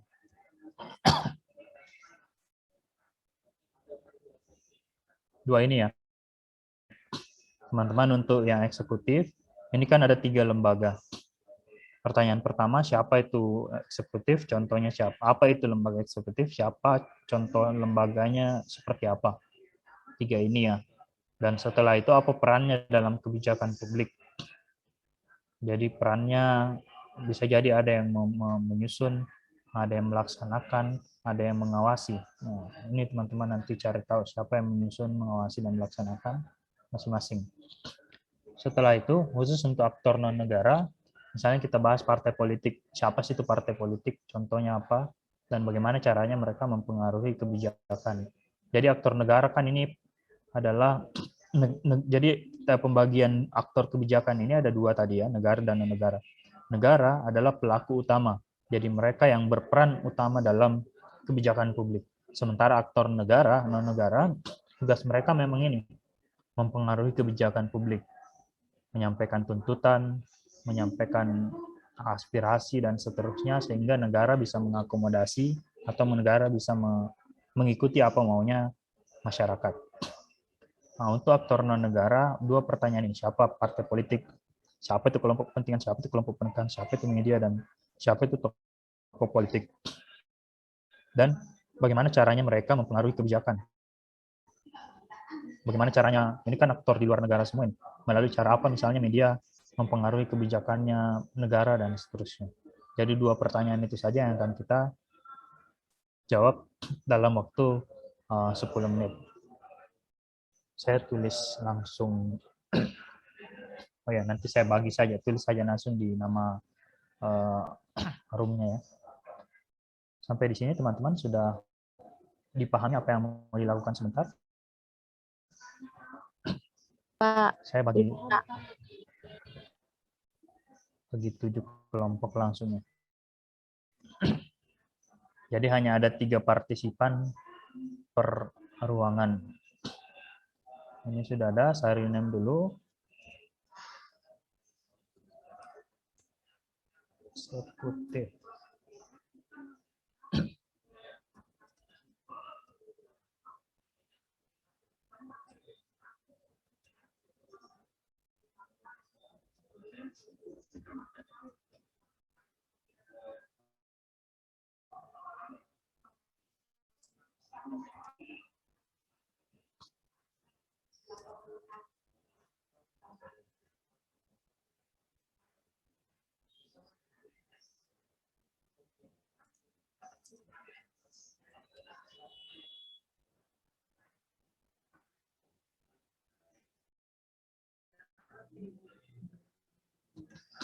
Oke, ternyata hanya terbagi 7 ya, supaya lebih aman ya. Tokoh politik kita kesampingkan dulu lah, karena juga teman-teman mungkin akan sulit menemukan. Saya kasih waktu 10 menit saja. Silakan teman-teman berdiskusi. Sudah dicatat pertanyaannya tadi? Sudah, Pak. Untuk lembaga negara, tugasnya adalah mencari tahu siapa lembaga itu dan apa perannya dalam kebijakan publik, khusus non-negara, siapa dan bagaimana mereka mempengaruhi kebijakan publik. Waktu saya break selama 10 menit, setelah itu kita akan secara bergantian mempresentasikan langsung ya. Jadi teman-teman boleh dibuat dalam PowerPoint, satu PowerPoint saja, atau kalau tidak ya bolehlah silahkan dibacakan saja nanti dulu. Silakan ya.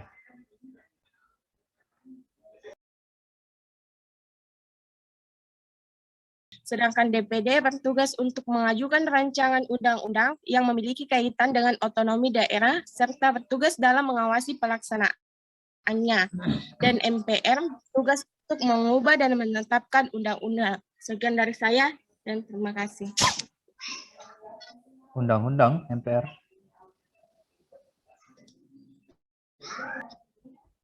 Masih ada dari teman-teman kelompok Ada 2? pula pengertian legislatif.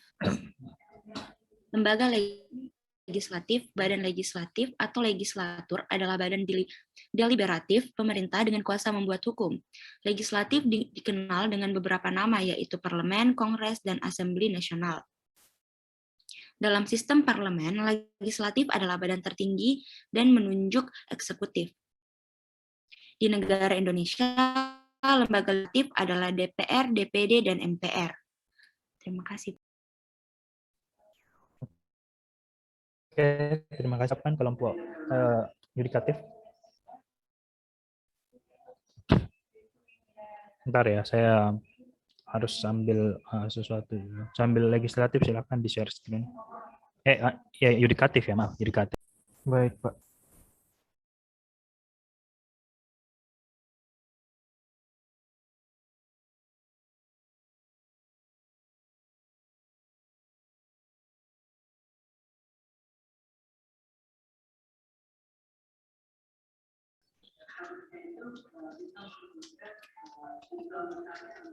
Baik, Pak. Ada kelompok yudikatif. Adalah lembaga yang merupakan pemegang kekuasaan kehakiman. Kekuasaan kehakiman merupakan kekuasaan yang merdeka untuk menyelenggarakan peradilan guna menegakkan hukum dan keadilannya. Kemudian kekuasaan kehakiman dilakukan oleh sebuah Mahkamah Agung MA dan badan peradilan yang berada di bawahnya.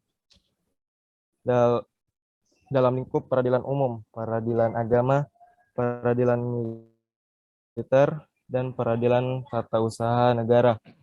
Kemudian ada Mahkamah Konstitusi MK. Selain itu, ada satu badan yang fungsinya berkaitan dengan kekuasaan kehakiman, yaitu Komisi Yudisial.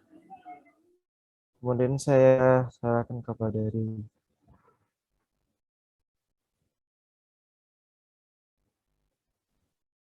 Selanjutnya,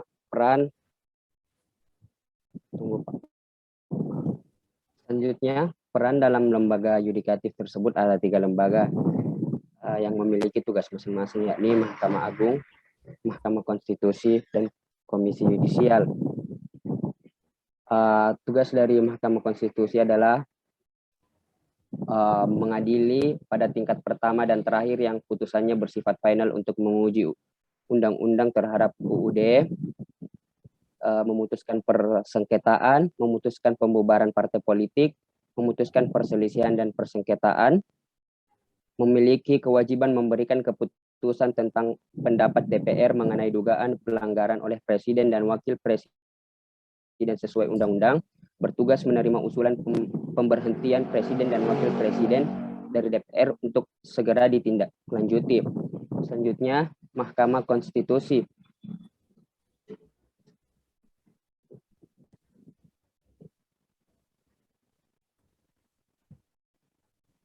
Oh maaf Pak, tadi yang saya baca itu konstitusi. Selanjutnya Komisi Yudisial ada, yaitu mengusulkan pengangkatan hakim agung, juga menjaga menegakkan keluhuran, kehormatan, martabat, dan perilaku hukum.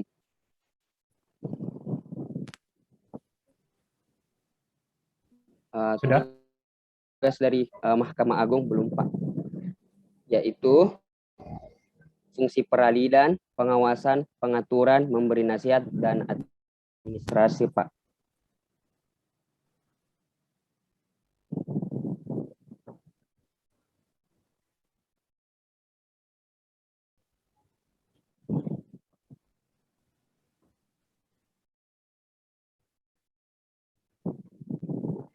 Gimana, sudah? Iya Pak, sudah. Bentar ya. Jadi teman-teman ada 3 nih ya. Ada lembaga eksekutif, yudikatif, dan legislatif. Bentar, saya kasih connect dulu ini biar lebih gampang di.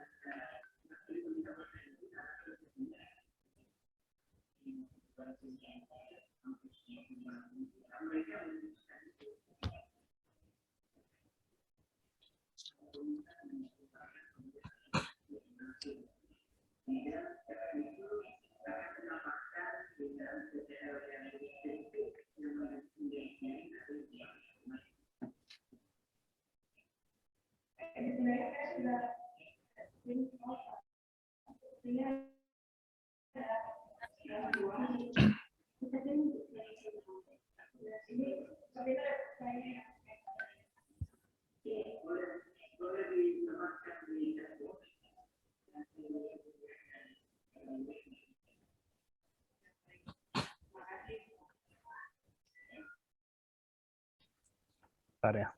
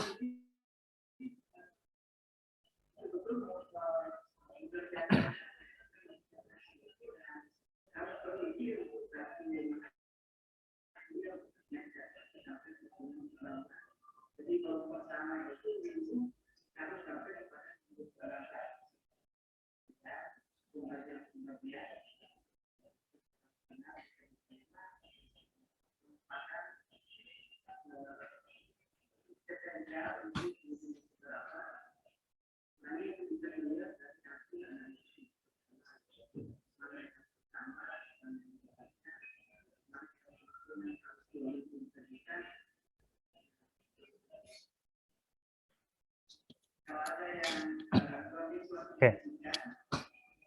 Jadi teman-teman sekalian, kita tadi sudah membahas 3 cabang kekuasaan ya. Ada eksekutif, ada legislatif, ada yudikatif ya. Saya singkat saja 3 hal ini. Jadi tadi lembaga eksekutif sederhananya adalah mereka fungsi umumnya ya. Jadi kan teori pembagian kekuasaan yang sudah lama sekali sebetulnya. Jadi ini sudah banyak sekali tambahan. Ada lembaga inspektif, ada lembaga auditif, dan seterusnya.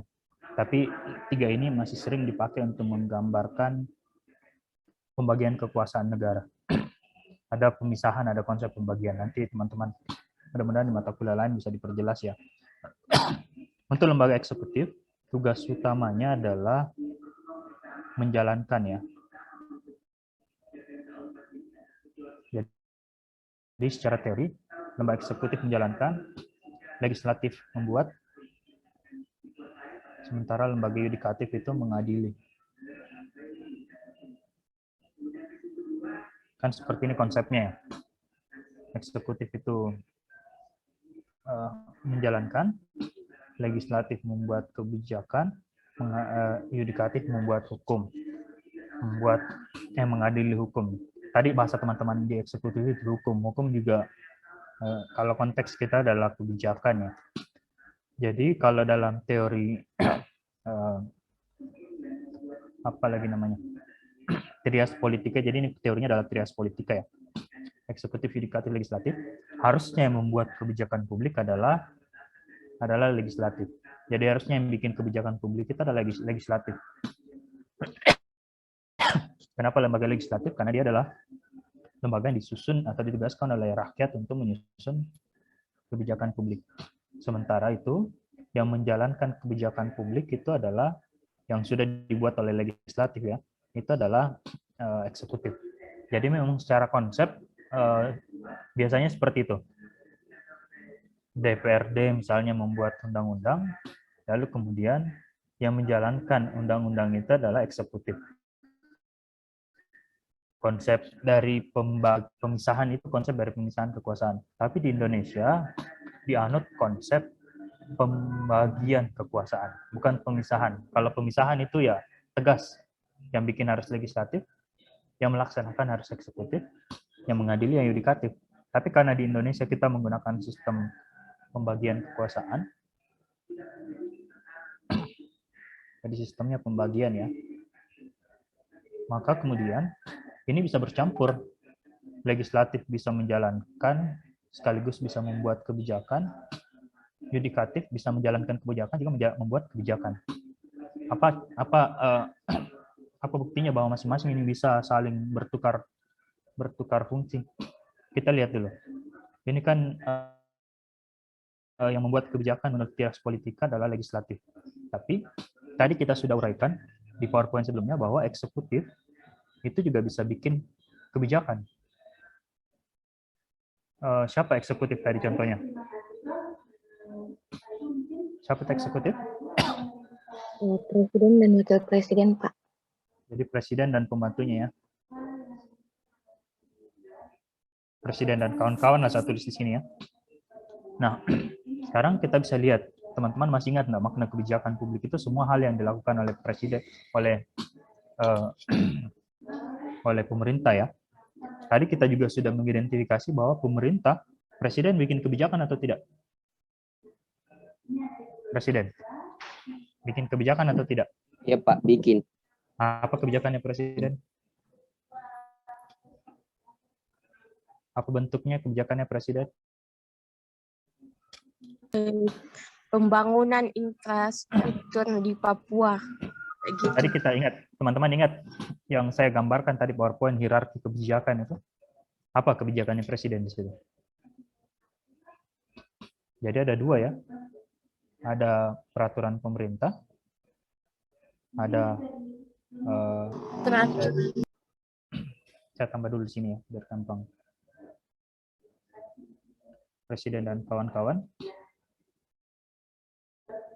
Ada apa? Ada peraturan pemerintah, ada perpres, ada keputusan presiden, ada keputusan menteri ya.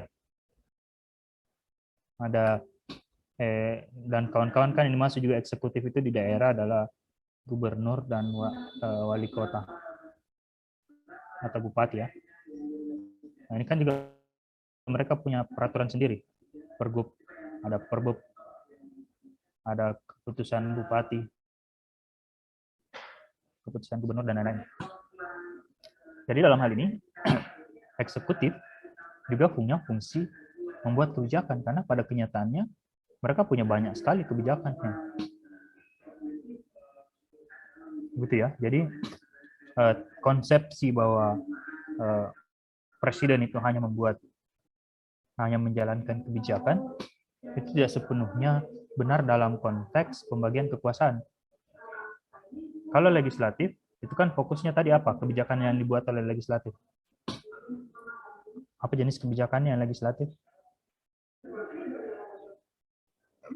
Ada UUD 1945 sama TAP MPR sama ketetapan MPR. Undang-undang, Pak.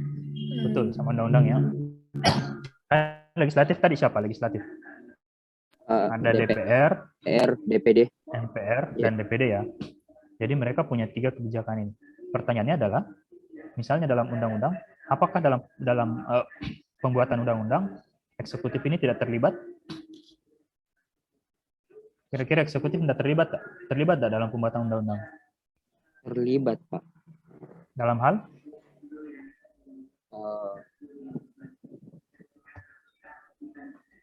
Oke, jadi dalam dalam undang-undang itu ada 2 mekanisme. Ada namanya, ada yang diusulkan oleh DPR sendiri, ada yang diusulkan oleh eksekutif. Dan justru sebetulnya lebih banyak kebijakan yang diusulkan oleh eksekutif. Orang bikin undang-undang ASN, sekarang siapa yang godok? Kemenpan, LAN, BKN, itu yang bikin draftnya, bikin rancangannya. Jadi mereka eksekutif selain punya kebijakan sendiri tadi, khusus untuk undang-undang, mereka menyusun draftnya. Draft dan naskah akademik namanya NA. Teman kita akan belajar membuat ini di mata kuliah lain ya, di prodi kita. Jadi dalam hal undang-undang pun yang merupakan kewajibannya si PR ini, legislatif ini, eksekutif punya peran. Eksekutif punya peran dalam menyusun kebijakan. Belum lagi teman-teman,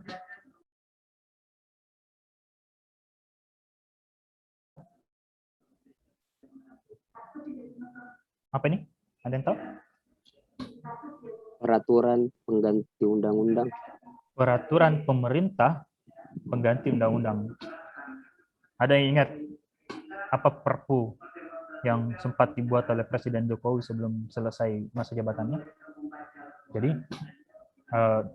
DPR pada saat itu menyusun Undang-Undang Pemerintahan Daerah nomor 3 tahun 2014. Jadi tahun 2014 itu DPR menyepakati bahwa kepala daerah, salah satu yang diatur dalam undang-undang itu ya, mereka menyepakati bahwa kepala daerah itu dipilih oleh DPR. Jadi mereka mau mengembalikan ke masa yang lama, DPR yang memilih kepala daerah. Itu kalau Anda baca undang-undangnya sekarang masih tertulis seperti itu. Tapi oleh pemerintah, oleh SBY dikeluarkan Perpu, dikeluarkan peraturan pemerintah pengganti undang-undang untuk mengganti undang-undang pemerintah daerah. Salah satu yang diatur di Perpu itu ya bupati wali kota harus tetap dipilih oleh rakyat. Itu namanya Perpu, dan itu disusun oleh DPR dalam kasus Perpu itu. Jadi pilihan dia mau menyetujui atau tidak menyetujui, dan pada saat itu ya disetujui. Jadi dalam konteks ini eksekutif selain menjalankan, kalau jelaskan menjalankan kan jelas ya.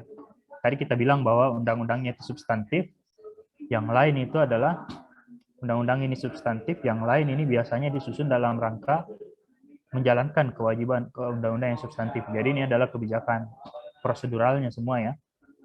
Salah satu cara menjalankan kebijakan, teman-teman nanti akan belajar ini teknik implementasi kebijakan adalah menyusun peraturan turunannya. Jadi ya memang fungsi khas dari lembaga eksekutif adalah menjalankan kewajiban, tapi juga mereka ternyata punya kekuasaan untuk menyusun peraturan. Belum lagi nanti kita lihat fungsi mengadilinya ya. Itu akan kelihatan nanti. Oke. Nah, sekarang pertanyaannya kita pindah ke legislatif. Legislatif kan ini mereka menyusun undang-undang dasar, MPR ya. Kita bahas dulu undang-undang. Tapi apakah DPR itu hanya membuat peraturan atau juga ada fungsi menjalankan peraturan dan mengadili peraturannya? Ada enggak? Kalau membuat kan jelas ya, teman-teman juga tulis tadi. Dia yang punya kewenangan untuk ketuk palu yang namanya undang-undang, MPR, dan TAP MPR. Tapi apakah ada fungsi dari legislatif itu dalam menjalankan undang-undang? Ada enggak? Atau apakah legislatif itu juga menjalankan undang-undang?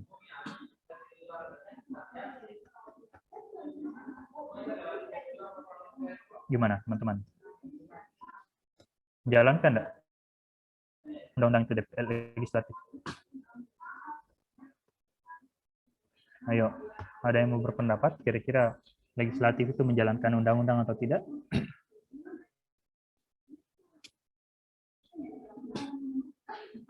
Dalam menyusun, ya, Fikra? Menjalankan sekaligus juga mengawasi, Pak, atau gimana? Ya. Bagaimana menjalankannya contohnya? Jadi contohnya begini ya, DPR itu meskipun mereka membuat undang-undang, mereka juga menjalankan undang-undang. Saya tulis di tempat baru ya. Ini legislatif. Legislatif tadi ada MPR, ada DPR, ada DPD, ada DPRD ya. Tugas mereka tadi membuat, tapi ada tambahan juga menjalankan. Bagaimana maksudnya menjalankan undang-undang? Nah, pertanyaannya begini. Dalam membuat undang-undang, Apakah DPR itu diatur tersendiri dalam undang-undang? Bagaimana caranya menyusun undang-undang? Jalankan enggak? Atau terserah aja maunya di DPR? Kira-kira. Jadi dalam menyusun undang-undang, DPR itu juga merujuk ke undang-undang. Jadi dia tidak bisa bikin aturan semaunya. Kalau tidak salah Undang-Undang Nomor 11 Tahun 2012 itu tentang penyusunan undang-undang. Jadi dia menjalankan undang-undang itu. Dia menjalankan undang-undang tentang penyusunan undang-undang. Yang pertama. Terus yang kedua, dia juga tadi ada fungsi mengawasi ya. Tadi teman Anda menjelaskan. Ada fungsi pengawasannya. Ada fungsi pengawasan politiknya namanya. Melihat apakah undang-undang itu berjalan sesuai dengan peraturan yang ada atau tidak. Apakah kebijakannya itu turunannya sudah tetap atau tidak. Itu. Jadi DPR tugas utamanya memang membuat, tapi dia juga sebetulnya menjalankan undang-undang. Terutama undang-undang tentang pembuatan kebijakan. Terutama undang-undang tentang MD3, mekanisme kerjanya DPR dan DPD, DPRD. Itu mereka menjalankan bagaimana tahapan sidangnya, bagaimana perbedaan pendapat, itu kan diatur dalam undang-undang semua. Jadi secara otomatis dia juga menjalankan fungsi undang-undang pengawasan. Fungsi pengawasan, mengawasi jalannya undang-undang. Seperti itu. Terakhir, yudikatif.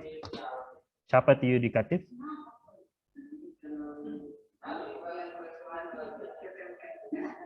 Siapa itu yudikatif? Yudikatif, fungsi utamanya adalah mengadili. Fungsi utamanya adalah mengadili kebijakan. Apa yudikatif? Ada Mahkamah Agung, ada Mahkamah Konstitusi, ada Komisi Yudisial. Mahkamah Agung di bawahnya banyak nih. Ada peradilan, semua di peradilan itu di bawahnya sini Mahkamah Agung. Peradilan korupsi, peradilan tipikor, peradilan pidana, peradilan perdata dan seterusnya ada di sini. Peradilan agama di bawahnya Mahkamah Agung. Fungsi utamanya adalah mengadili. Tapi apakah dia juga menjalankan undang-undang? Sama kasusnya.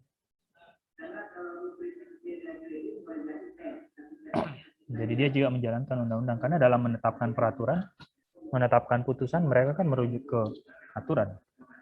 Begitu ya. Jadi dia sebetulnya menjalankan fungsi peraturan. Apakah mereka menyusun peraturan juga? Mereka juga menyusun peraturan secara terbatas. Karena pasti ada keputusannya, keputusan Komisi Yudisial sendiri. Keputusan MA misalnya. Keputusan MA, keputusan MK, keputusannya Komisi Yudisial, itu kebijakan publik juga. Belum lagi kalau kita lihat ini ya, apa fungsi utama Mahkamah Konstitusi dalam kebijakan publik? Salah satunya adalah mengadili undang-undang. Jadi kalau ada undang-undang yang bermasalah, maka yang memutuskan undang-undang terhadap undang-undang dasar ya. Jadi Komisi Yudisial itu kan Mahkamah Konstitusi tugasnya di sini.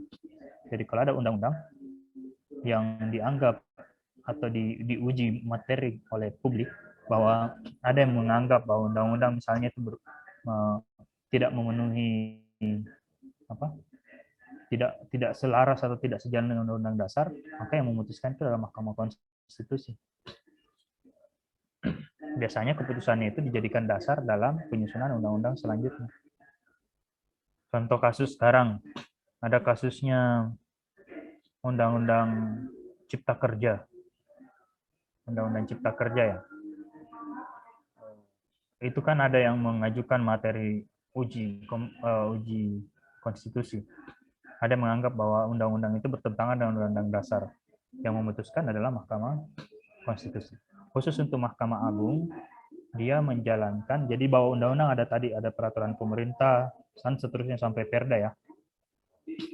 Nah, fungsi Mahkamah Konstitusi ini, semua peraturan di bawah undang-undang terhadap peraturan di atasnya, perda terhadap PP, perda terhadap undang-undang misalnya itu diputuskan oleh MA. Jadi batasnya di situ ya. Ada peraturan pemerintah yang dianggap tidak sesuai undang-undang dasar, tidak sesuai undang-undang, maka yang memutuskan Mahkamah Agung. Ada perda yang tidak sesuai dengan undang-undang, itu disebut tugasnya Mahkamah Agung.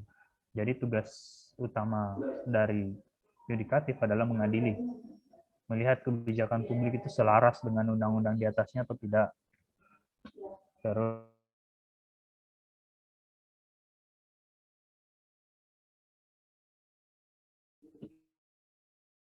dia juga menyusun peraturan khususnya yang terkait dengan keputusan Komisi Mahkamah Konstitusi dan seterusnya.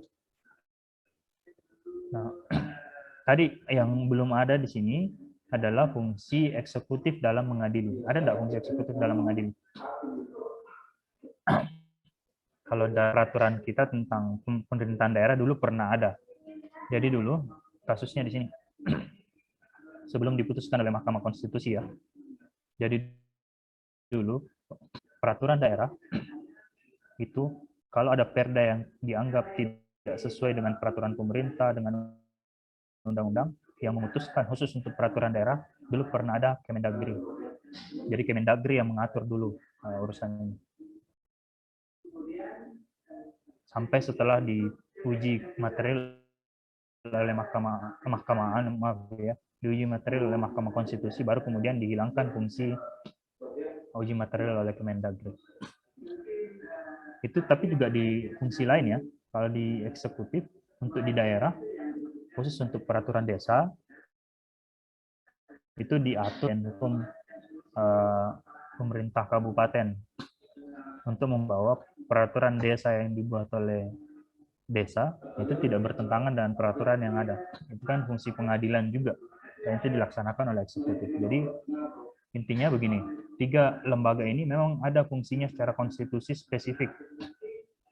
Fungsi utama eksekutif adalah menjalankan, fungsi utama yudikatif adalah membuat, fungsi utama yudikatif adalah mengadili. Tapi dalam prakteknya masing-masing punya 3 fungsi ini di lembaga masing-masing. Jadi dalam kebijakan publik, 3-tiganya punya peran, baik dalam menjalankan, membuat, maupun mengadili kebijakan publik dengan tentu saja dengan kadar yang berbeda-beda. Sampai di sini teman-teman sudah paham? Ada yang mau ditanyakan, ada yang mau didiskusikan, saya persilahkan. Kita sisa punya waktu 2 menit. Jadi kelompok non-negara mungkin akan dibahas di pertemuan selanjutnya ya. Yang 4 itu partai politik, lembaga, kelompok penekan, kelompok kepentingan, dan media massa. Kita diskusi saja lah 1 menit tersisa. Ada yang mau ditanyakan, ada yang mau didiskusikan teman-teman sekalian? Kalau ada, saya persilahkan. Kalau tidak, ya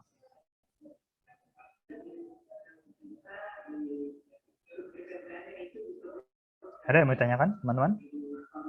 Atau sudah jelas, atau tidak jelas semua? Ya, mudah-mudahan ada gambaran ya. Pertama, teman-teman coba dipelajari lembaga-lembaga negara itu. Lembaga eksekutif, yudikatif, legislatif. Mudah-mudahan teman-teman ada gambaran lah yang mana-mana fungsi lembaga negara itu. Karena begini, kalau Anda berniat misalnya masuk APN karena mau jadi abdi negara, Anda harus masuk, mau tidak mau Anda harus melalui ujian tes PNS. Dan ini biasanya pengetahuan-pengetahuan seperti ini biasanya masuk dalam tes wawasan kebangsaan kalau kita tes CPNS, terutama fungsi-fungsi lembaga negara, hierarki peraturan, dan seterusnya. Baik, kalau tidak ada lagi yang mau ditanyakan, sebentar saya mudah-mudahan sempat sebentar ya bikin Google Classroom-nya untuk kelas kita, dan tugas-tugasnya nanti akan dikumpulkan di situ. Tapi sementara silakan didokumentasikan dulu masing-masing tugas-tugas yang sudah ada ya. Saya kira cukup untuk hari ini teman-teman sekalian. Kita akan lanjutkan di pertemuan selanjutnya. Dan kita masih tertinggal 1 pertemuan. Mudah-mudahan kita bisa mencari waktu yang tepat dalam waktu dekat ya. Terima kasih atas perhatiannya. Saya akhiri. Assalamualaikum warahmatullahi wabarakatuh. Baik, silakan live teman-teman.